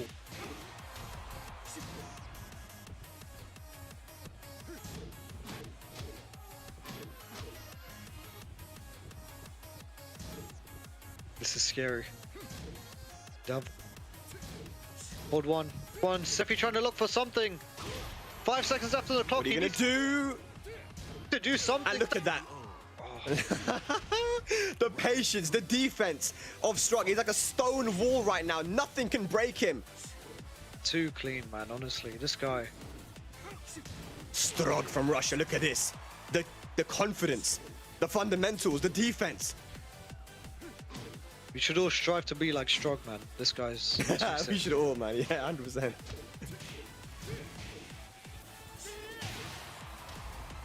Control of the tackle. The hood's down now. 1+2 throw not broken. So he hasn't been breaking throws lately these past few games. I don't know what's going on.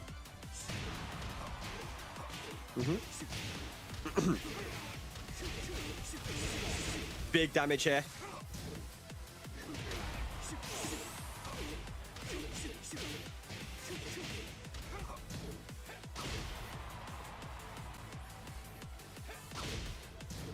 Oh, This is looking really, really tough here for Sephi. And look at that, Strug. Easy as you like. Whittled down his health with pure poking and pure fundamentals. And Sephi Black just does not have an answer right now. A ghost saying this is looking very, very bad here for Sephi, the legend from Germany. What does he need to do here, man? Strug, this man is insane. Please, please get this man sponsored. Please get this man to an offline tournament. I need to see him versus the other guys, man. This is insane. if I was Sephi, I wouldn't know what to do either, man. This guy's just too clean. Like I'm so Sephi just needs to try and find something. Just small things here and there, but you know, Okay, yeah. man, we're just gonna have to wait and see. Well, yeah, we're gonna have to wait and see, man. I honestly don't know what Yeah. he needs to do here, man. I think that he just needs to compose himself and have more confidence. The thing with Sephi Black is I've had this conversation with him. I've had this conversation with him before where, you know, there are certain play styles and players where he just kind of breaks down versus, and it's because he doesn't like really like to take the fight to someone. He's got this patient style, right? And when it's not working out for him, then he starts to break down a little bit. It happened to him versus low high, but yeah, let's see if he can do it here, man. He just needs to be able to play outside of his comfort zone, Kosane. That's the thing. Playing outside of your comfort zone has to happen sometimes versus some of these players, right? Round 1. Yeah. I mean, Fight. honestly, Sephi, but he just got low parried. So yeah, honestly, this guy Strug, the download is just complete. Honestly, too much, man.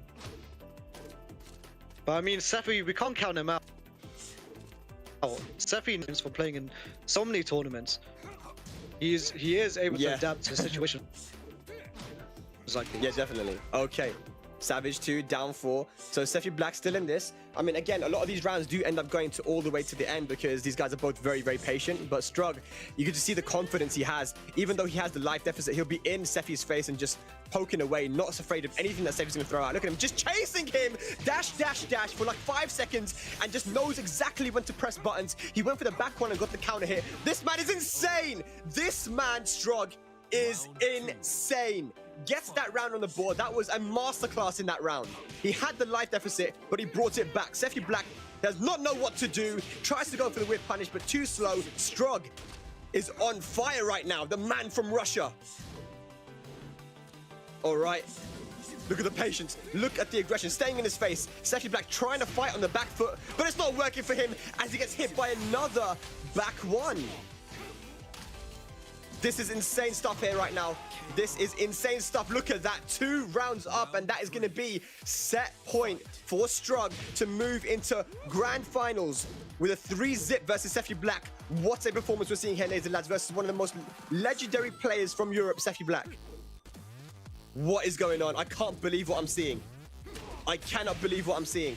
Nice low parry there from Sephi. He needs something. He needs some momentum to turn this around. And this is good. This is very, very good. Oh no, but he challenges at the wrong time. Sephi Black, no. And just like that, Strug's brought it back. What happened? In the space of 5 seconds, he's already brought it back. Strug. Punish that with a Sonic Fang. He's got the life lead now. This is insane. Tries to go for the back one. No. Sephi Black, what are you going to do? What are you going to do? This one more hit needed. Head for Strug now. One more hit needed. And down forward 1-2 is going to finish it off. A 3-zip in a comfortable fashion, only losing 1 round. Strug, you are an absolute beast, taking out one of the most legendary players from Europe. But congratulations still to Sephi Black for finishing 3rd. He will go home with some money.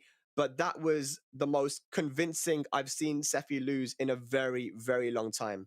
And we don't get to see Strug often. So you can see my voice. You can see that I'm excited. I'm going to lose my voice soon, ladies and lads. I'm going to lose it soon, man. But I hope you guys are enjoying the matches as much as I am. This is the Dojo Fighting Fest. Strug has moved into grand finals. We've whittled it down to 2 people. Pika from Belgium and Strug from Russia. So the Dojo Fighting Fest finals, ladies and lads, this is the day number 1 of the finals you're watching right now on twitch.tv/PlayStation. This is how the tournament has gone so far. It was Pika, DJ Vu, Sefi, and Strog. Sefi and Strog, it was a close set the first time. This time it wasn't so close. Sherdle managed to make it into the top 4 in a very close match, went all the way down to the final round, actually, versus Sefi Black. But Sefi managed to clutch it. But man, after that, Strog just showing a complete masterclass versus Sefi Black there and moving into the grand finals. And just an amazing stuff. Once again, shout out to everyone involved in making this tournament a thing, because especially when we're not able to travel, having things like this and having this hype is amazing to have. It brings up the energy of everyone. Today, of course, is the first day of the Dojo Fighting Fest. Next week, you guys can watch on day number 2 and 3 some other games that these guys are also running as well, if you guys are interested. So make sure you drop a follow to the PlayStation channel to stay tuned for that. Also, the winner of the tournament, which will be coming up soon, is going to win a PS5 and €500. So there's a lot of money on the line here, lads. There's a lot of money on the line. And if you are interested to actually compete in these tournaments, there are currently an open series monthly tournaments happening on PS4, and you can actually sign up to those tournaments on your PlayStation itself. So, potentially win some good cash prizes, man. Win some of that moolah, yeah? So do make sure that you sign up for those if you are interested. But, ladies and lads, we do have, I've been told, an interesting little video to show before we progress into the grand finals. So, yeah, take it away.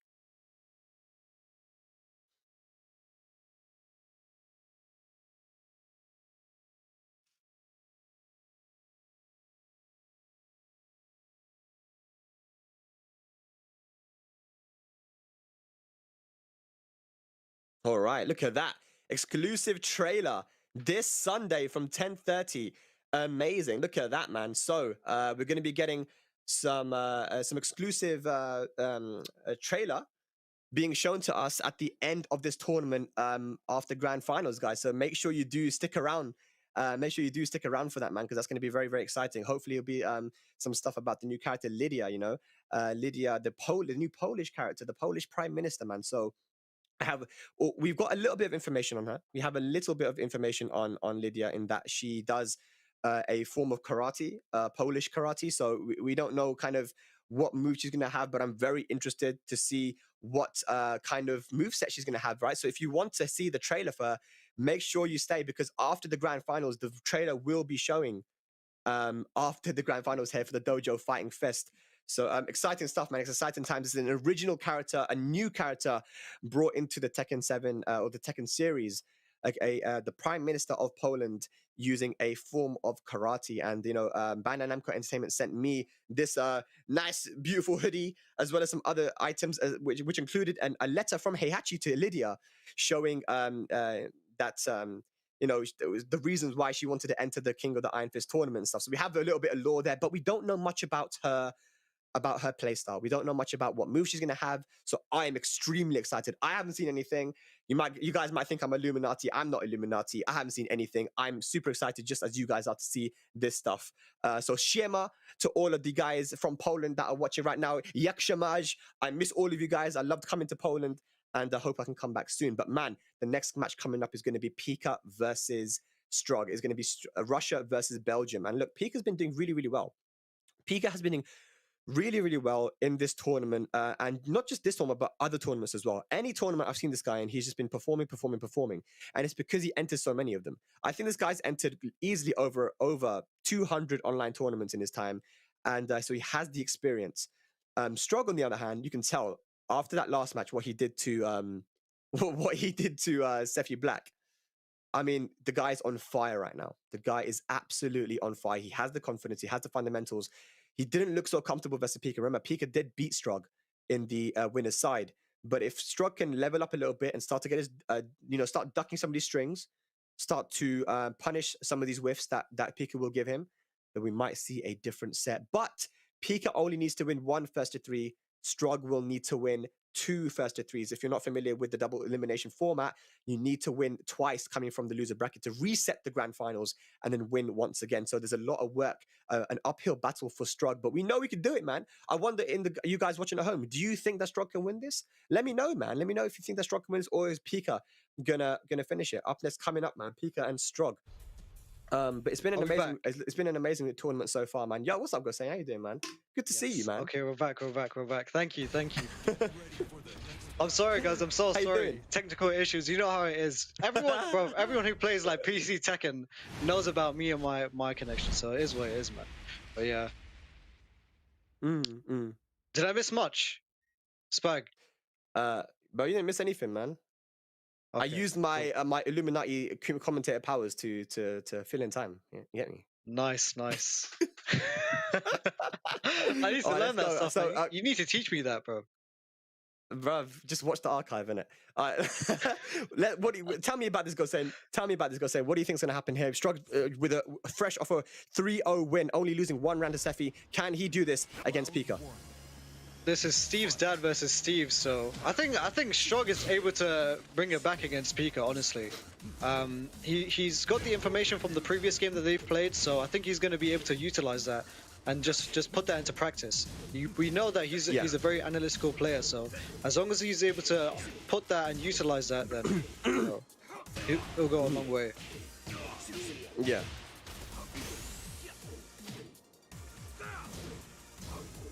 There we go. Nice block on the down back 3-2 though. Okay.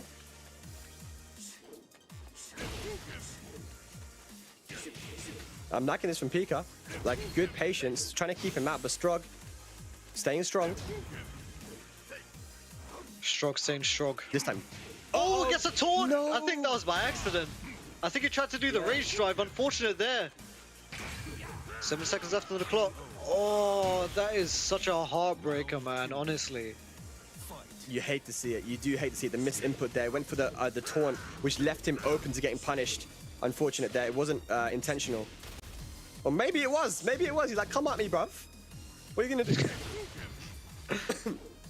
I like his PSA name as well. You got dirt.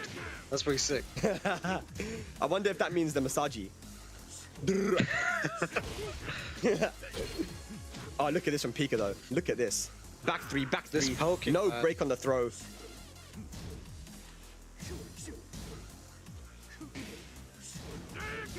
Oh, the Jaken. Checks it with a jab. Arapukin. Wow. Steps, but the jab keep out again. This is what Pika likes to do against Strog. He just likes to go for the jab keep out when Strog's on low life. But here we go. Nice call out on the down 4 there. Punishes with a full catch down 4 too. Oh boy. Nice. Good interrupt there from Pika. Not taking the mix up. Oh, that could have been a bigger punish for Pika. That could have been huge. Oh, doesn't go for the Sonic Fang. Nice from Strug. Actually, that back three, the knee that you see there, it used to be safe on block, which gave a lot of people problems back in Season 2, but they made it -12, so it's punishable now. And Strug went for the punish. That was great stuff. We don't often see that. Oh boy. Back 3 again. Oh boy. Oh, the down 4. That was scary. Pika with 3 bars of meter as well. He's got low suspend.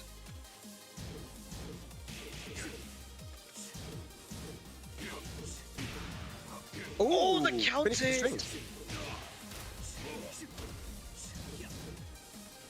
Tries to mix up the peekaboo down forward 1-2. The Uh-oh, down 4 counter. no. This could be the end of it. No, he doesn't get the Oh, fast doesn't last get hit, it. but the running one. All right, Pika on the board. That was very nice save by Pika. You just saw he was just poking him down slowly but surely with the back 3s, you know, the down 2s and such. And, you know, I think Strog wasn't able to handle it. You saw him punishing the back 3 from time to time, as you mentioned there. But, you know, Pika just taking that first game clean. Very strong. Yeah, I mean, I don't know how much experience Strug has versus the Geese, because if you actually look at it, how good Strug is at ducking these crazy strings that no one ducks and all this kind of stuff. He hasn't been doing that versus the Geese. So I'm not saying that Pika is winning because of the unfamiliarity. I'm just saying that we're not seeing Strug actually punish things that he normally would punish, you would think, right? But Pika is playing out of his mind right now. I'm loving how Pika is easing off on the aggression, because Steve as a character, guys, is a very counter hit heavy character. The back one, the 1-2-1s and down 4-2s. These moves, these punches that Steve has are very strong on counter hit. So you don't want to be aggressive versus Steve. And I think Pika's done a great job in easing off a little bit, because he's naturally an aggressive player, right? Yeah, for sure. I think what Strong needs to do, he's understanding that Pika's going for these small pokes. He's not committing to much. He's just looking for things here and there. So I think if Strong is able to match that type of playstyle, then he'll be able to take it back. Yeah, and there's always that element as well. Remember we mentioned, guys, Geese Howard is a guest character from the KOF series or the Fatal Fury, right? Whatever you want to say. And he does have meter. So having meter, having that special parry, which gives him a huge damage, it really slows down the game. It makes you not want to often use your advantage. If you have an advantage, you won't always use it versus a Geese Howard player because they have an opportunity to go for that parry or use like the meter to their advantage. So you got to be careful. You got to be very careful. I think Strug might be getting into his own head a little bit, but let's see if he can bring him back. Grand finals, 1-0 to I think Pika. Pika's playing so well because he's seeing that PS5. He really wants the PS5, man. I can see. He wants that, boy. He wants that money, that PS5, boy. Only 18 years old, this guy as well, by the way, Pika. Young 500 euros is a lot for an 18-year-old. Yeah, he can do a lot, man. Buy a lot of sweets in the shop. And look at that, 7 golden letters. That's going to be sweet for Pika. There we go. You see Strong. Oh, the downfall counter. Beautiful timing there by Pika. Can he take it to the wall? Oh, just shy. Forward one. No I punishment, think that was forward one. trying to be a wall running one. Oh no, oh no, be careful how you get up there. Be careful. Oh, nice. Oh, look at this combo! 1, 2, 3, 1, 2, 3. Gets a forward 2. Oh, goes for the low this time. No block there by Strong. No. And the downward pursuit again! Reaction. What a comeback there So by Pika, man. 2 rounds up. 7 golden letters and 5 golden letters, and look at this, man. It's gold everywhere, bro. Look at this, taking it to the wall. Pika on fire right now. Oh my god, this is gonna do damage. Oh boy, oh boy, Starts oh at boy, 3 and oh the down forward We 1. have Oh, 2 perfects and a great. How many golden letters does that go? Say, my math ain't that good. That's 19 golden letters. Perfects, great, 19, perfect. bro. 19 golden letters, man, like Pika. Wow. Bro, this guy, I mean, what a man. contrast. Go saying he slapped up Sephi Black in that last match 3-0, and he only lost one round. That was so dominated. We haven't seen Sephi get beat up like that in a long time. And then he just goes on for Pika to just finish him. And that's the thing. Matchups make really interesting fights, man. And we have Pika with the Geese, which is causing Strug a lot of issues. Does he change character now, though, Go saying? Does he go to the Lars? I don't know, man. What does Laws have that Steve doesn't? This is why it doesn't make any sense why you would choose Laws over Steve, especially if it's a matchup thing where you're struggling. I think he should keep Steve, but there's some things that he's just losing out on. You know, Strug, as I mentioned, he knows how to gather information and how to put it into practice. If he's able to utilize that information properly, I think he could take out Pika, but I don't know. It's looking really dire for him right now. I'm scared for him, but Pika, he's a very strong player. He's able to adapt to any situation as well. So it's not going to be a hard feat for him to come back. We'll see how it goes, man. Well, either way, guys, he has stuck with the Steve, and this is it, man. This is potential tournament point here for Pika. If he wins this match, he will be getting himself 500 juicy euros, but even better than that, the PS5, the PlayStation 5. You get me? So, you know, Pika's seen the light at the end of the tunnel, but he's got to make sure not to let it blind him. He doesn't want to get blinded by that light, guys. And make sure you do stay tuned as well after the tournament is finished as well, because like we said, there's going to be an interesting video being shown after this. But here we go. Let's see if Strong can make the comeback. Pika, man, this guy. He's playing out of his mind right now, honestly. He's playing so well. Well, the thing is, Go saying, is that he hasn't had to play outside of his comfort zone. That's the thing, like, Pika just doing him. He's just doing Pika, right? And, you know, Strug is not making him doubt himself with any of the strings. He hasn't ducked any strings. He hasn't punished him for using those strings. So that's the first time he's actually done it. He's actually signed. No, he's never ducked that string as well. So there's a lot that he's missing here, Strug. Nice block. And the full punish as well with the full catch down for 2. That was beautiful. Yeah. And against Steve, you do want to go for those high crushing lows, right? Like the down 4, because it does go under a lot of Steve's best moves. But yeah. Strug has got to punish him for using these strings. A lot of these are duckable, and he's not ducking them. We down 1. Nice. As you just said.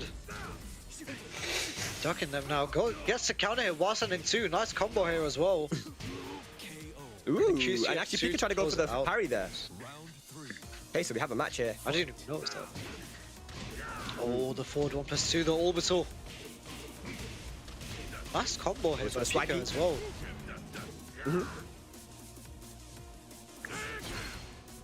Tekken.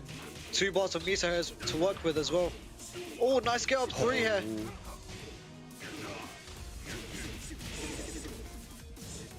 Oh, misses the Masaji though. Oh, goes for the mid. There we 1+2, go. right, Pika go. staying alive. Yeah. Okay, Pika stays alive Very there, man. risky His there. dream of finishing this 3-0. He wants to finish it now, Gosen. Doesn't want to let Strug get comfortable. He's got 2 bars of meter to work with as well. This could be on Pika's side here. Nice punisher with a while standing 1. Back 3-2. He's in it now. 1 bar spent. He dropped it.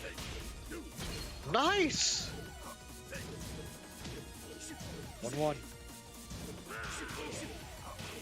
Oh, trying to get the wall bounce. He's getting something. Oh no! Oh, the This could be counter dead. hit forward This 1. could be dead. This is He's gonna try to the huge. full combo.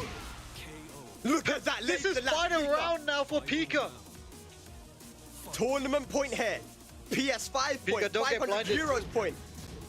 Dojo fighting fest Don't get point. blinded, Pika. Oh man. One pursuit This not is gonna broken. be it. Regular thought Oh, broken boy. as well. Good Nice catch. whip punish here with the Sonic Fang. 1-1-2. It's not over yet. Life lead here for Strong. Decisive 3. Max mode now. The meter's gone now. This is good for Strug. This is good for Strug. Strug. The meter is gone. And the Oh, back the one. back one. Yes. This is huge. This could be taken to the wall as well. 1+2 not broken. Nice. And the rocket punch to take it. Strong. 1 game up now in the grand finals. Oh my days, that was scary, man. Ripping out. All right, so Oh, it's again, if racing. you guys are just tuning in, yeah, the winner of this, I mean, Pika almost had it, man. If he had won that round, he would have been sitting on 500 euros and a PS5, but you know, Strug wants that PS5 too, man. He wants that win for the Dojo Fighting Fest. And I just want to say, Gosen, right, the reason why I said Lars over Steve, but he's locked in with Steve, at least for this set anyway, is because a lot of these things that he's ducking, he's only going for while standing 1 too.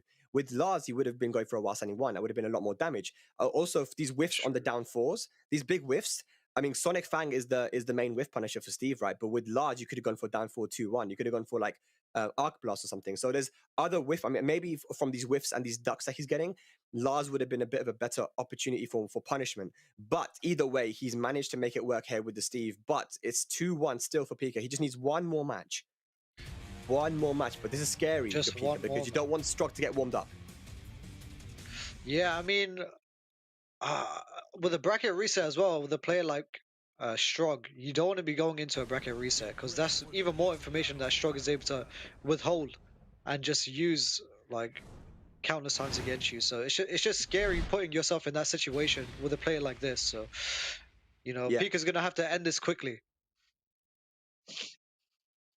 Well, at the Mishima Dojo here, this is a classic stage. Probably one of the most conventional stages we have in T7. Nothing too crazy here. Nothing too booky, as the man say in the UK. But no UK representation here in the grand finals, man. It is Russia and Belgium. And it's 2-1 right now to Pika. He started off so strong. It's really cool to see like so many regions just playing in this tournament as well. So cool to see. Round 1. Fight. Righto, let's go.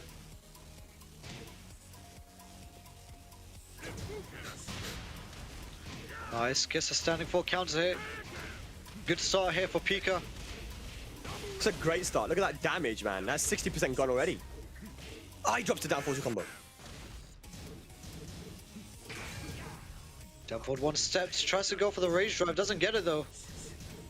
Yeah, just No a little dice. bit slow there. Oh, And the down forward one. Round 2. Rightio. He's see Pika going in. He's really aggressive now.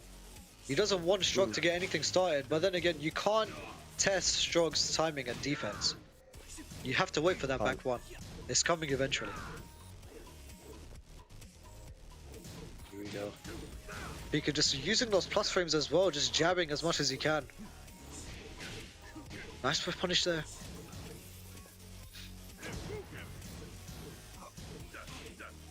Oh, I think that's supposed to be Sonic Fang, but I miss import.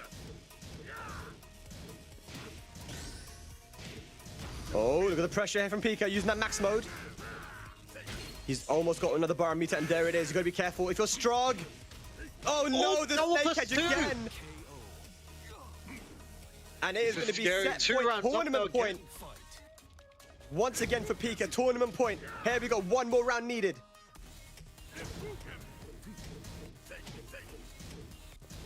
Down 4-2, Strug looking for a counter here, looking for something.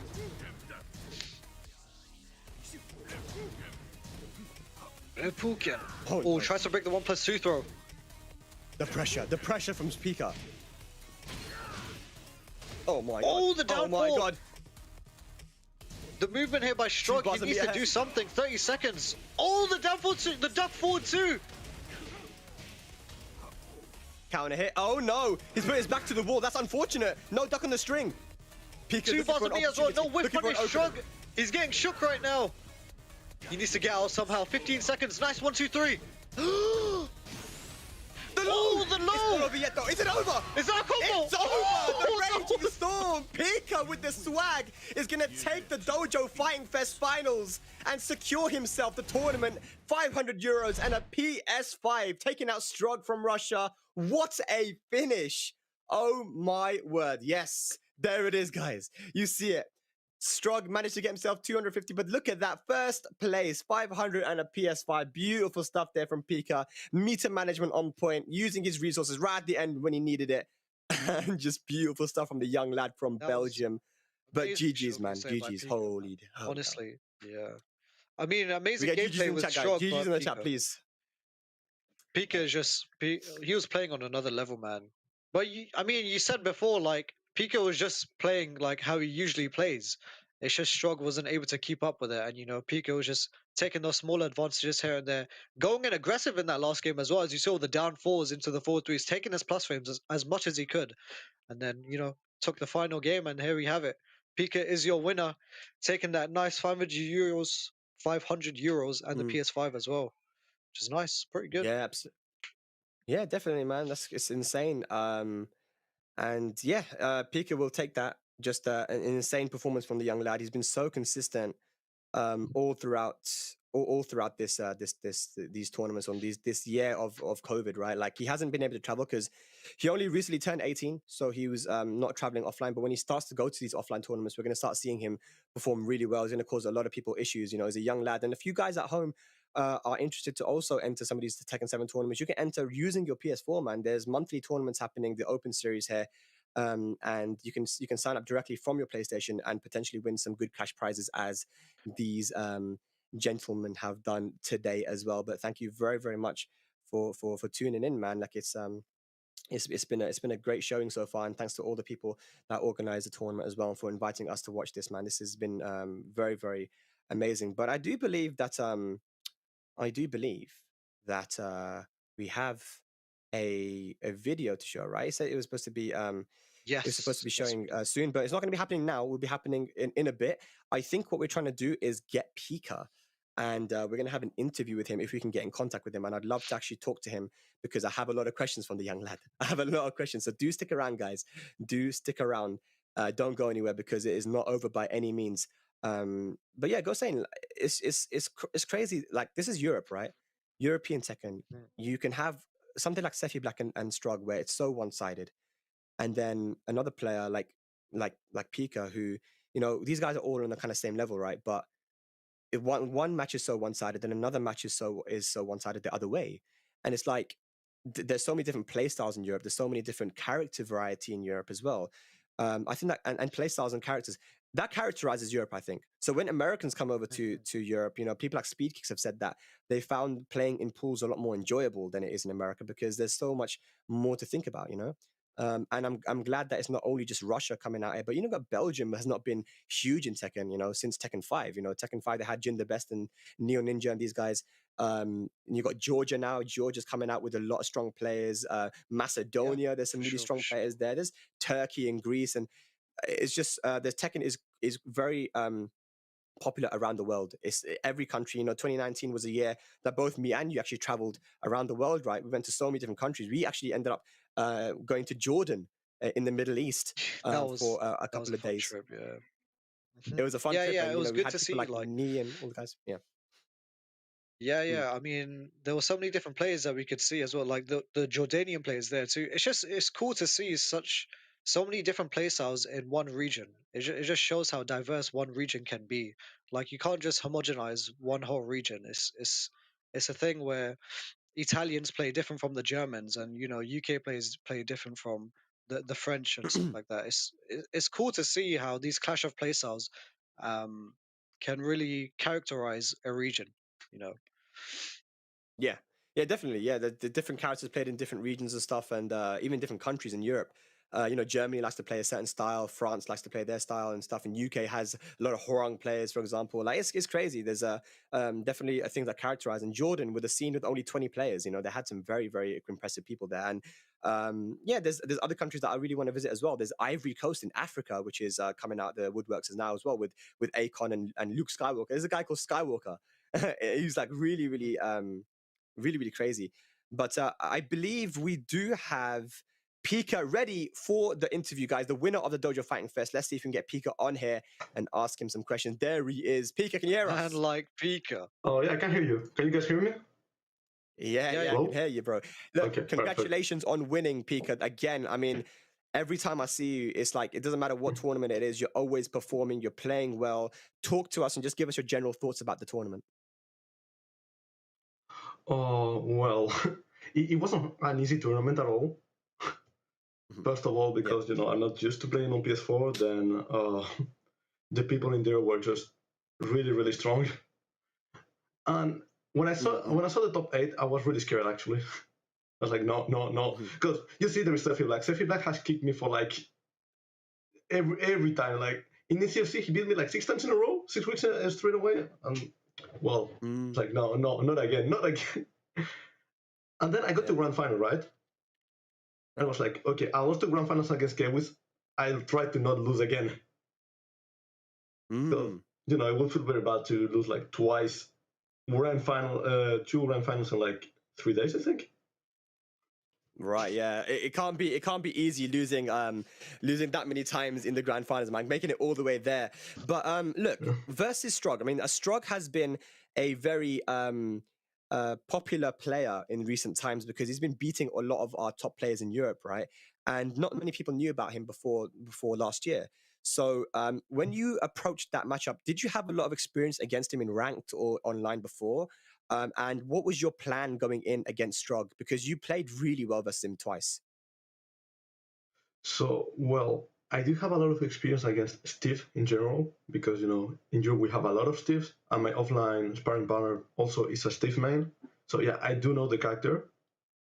But then, well, I faced Strug quite a few times. I know he plays the most basic Tekken I've ever seen. And he's really strong at it. Like, he doesn't do any, like, random stuff. Everything he does is planned, actually. So I was playing. I wasn't trying to be solid against him because I couldn't beat him in solid gameplay at all. Like, he's better than almost everyone at that. So I tried to go more like in party style, and well, it did work out pretty well. Yeah.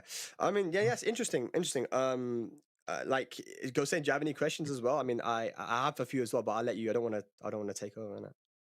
Yeah. I mean, I just wanted to ask, how do you feel about 500 euros and a PS5 now? What are you gonna do? Do you know what games you're gonna get with the PS5, or what you're gonna be doing with the 500 euros? Oh, I actually have no idea because I wasn't playing. I mean, my plan wasn't to win actually, so now I have no idea. But well, actually, I'm not a console player, I gotta say, so might need a day to try out consoles because it's been like Nice. 10 years. Like I actually had to borrow a PS4 for that tournament Because the last one I had was like PS2 or PS3. So every But now time you're gonna get your people see me on PS5, PS4. yeah, Pika. You're gonna be a PS5 main. I heard that PS5 Tekken is really, really good as well. So, congratulations on winning that, man. So, and a lot of money as well, man. You're a young kid. Again, I'm gonna ask you one more time, but like I've asked you this before because we've actually I've interviewed you more than once. But I just want to know what's your plans for the future, man. Like you're young, you're playing really well. What are your plans when it comes to Tekken in the future for you? Oh, well, I'll need to relearn Tekken in Tekken 8 because no 2Ds. So I have to actually play Tekken. But after I learn how to play Tekken, because right now I don't think it's really interesting. Like, why would I learn Tekken where there is Akuman, there is Eliza, and there is everyone I like? But in Tekken 8, I just plan like to keep playing and keep getting better and better, and that's the only thing I think about. Like Okay. Fair enough. Yeah. progressing, And you want learning you much want of you stuff. want to you want to start traveling hopefully as well, right? Get that sponsor. Are you looking for a sponsor or you're not too bothered about it? Oh well, I do look for a sponsor, yeah. Okay, good. Because All right, before I don't think it was even legal to have a sponsor. Being underage, right? Okay. I don't think so. I don't think that's a thing. Maybe where you are in it, but I don't think that's the thing, man. You can be whatever age you are. I mean, people in like FaZe Clan and stuff that are like 12 years old and shit, man. It's crazy. But yeah, either way, man, True Pika, you are the champion here for the Dojo Fighting Fest. Congratulations. You played so well. It was super clutch and just very, very solid stuff from you as usual. If there's anything else you want to say before we wrap up? Well, GG's to everyone. GG's to Strog. Oh well, that's it. That's it, man. Just GG's all around, guys. So there is your it simple and champion, clean, Pika from Belgium. Yeah, amazing stuff there, guys. He's gonna net himself 500 euros and a PS5, guys. So yeah, that is gonna be it from us here at the Dojo Fighting Fest, man. I hope you guys enjoyed the tournament. And like I said again, if you are interested in entering anymore, there are monthly tournaments happening. So do make sure you jump onto your PS4s and or PS5s and enter those tournaments there if you want to be like Pika and actually end up getting yourself some nice cash prizes. But it was a great thank you once again. I've been Spag and go Sane. Thank you guys for tuning in. I really appreciate it. It's been a fun tournament. I've really enjoyed watching it. All of these top players just playing like Sephi Black, Strug, Pika really showing himself now as well. I hope to see him in more tournaments later on too. Not just online, but hopefully once everything dies down offline too, it'll be good to see him showing his talent there too. So yeah. Yeah, and like we said in the little teaser that they at 10:30 Central European time, there'll be a trailer. So do watch out for that, guys. And that's going to be it from us, guys. I hope you enjoyed the tournament. It was sick. It was hype. And we will see you for the next one, guys. Take care and have a good rest of your evening. Peace.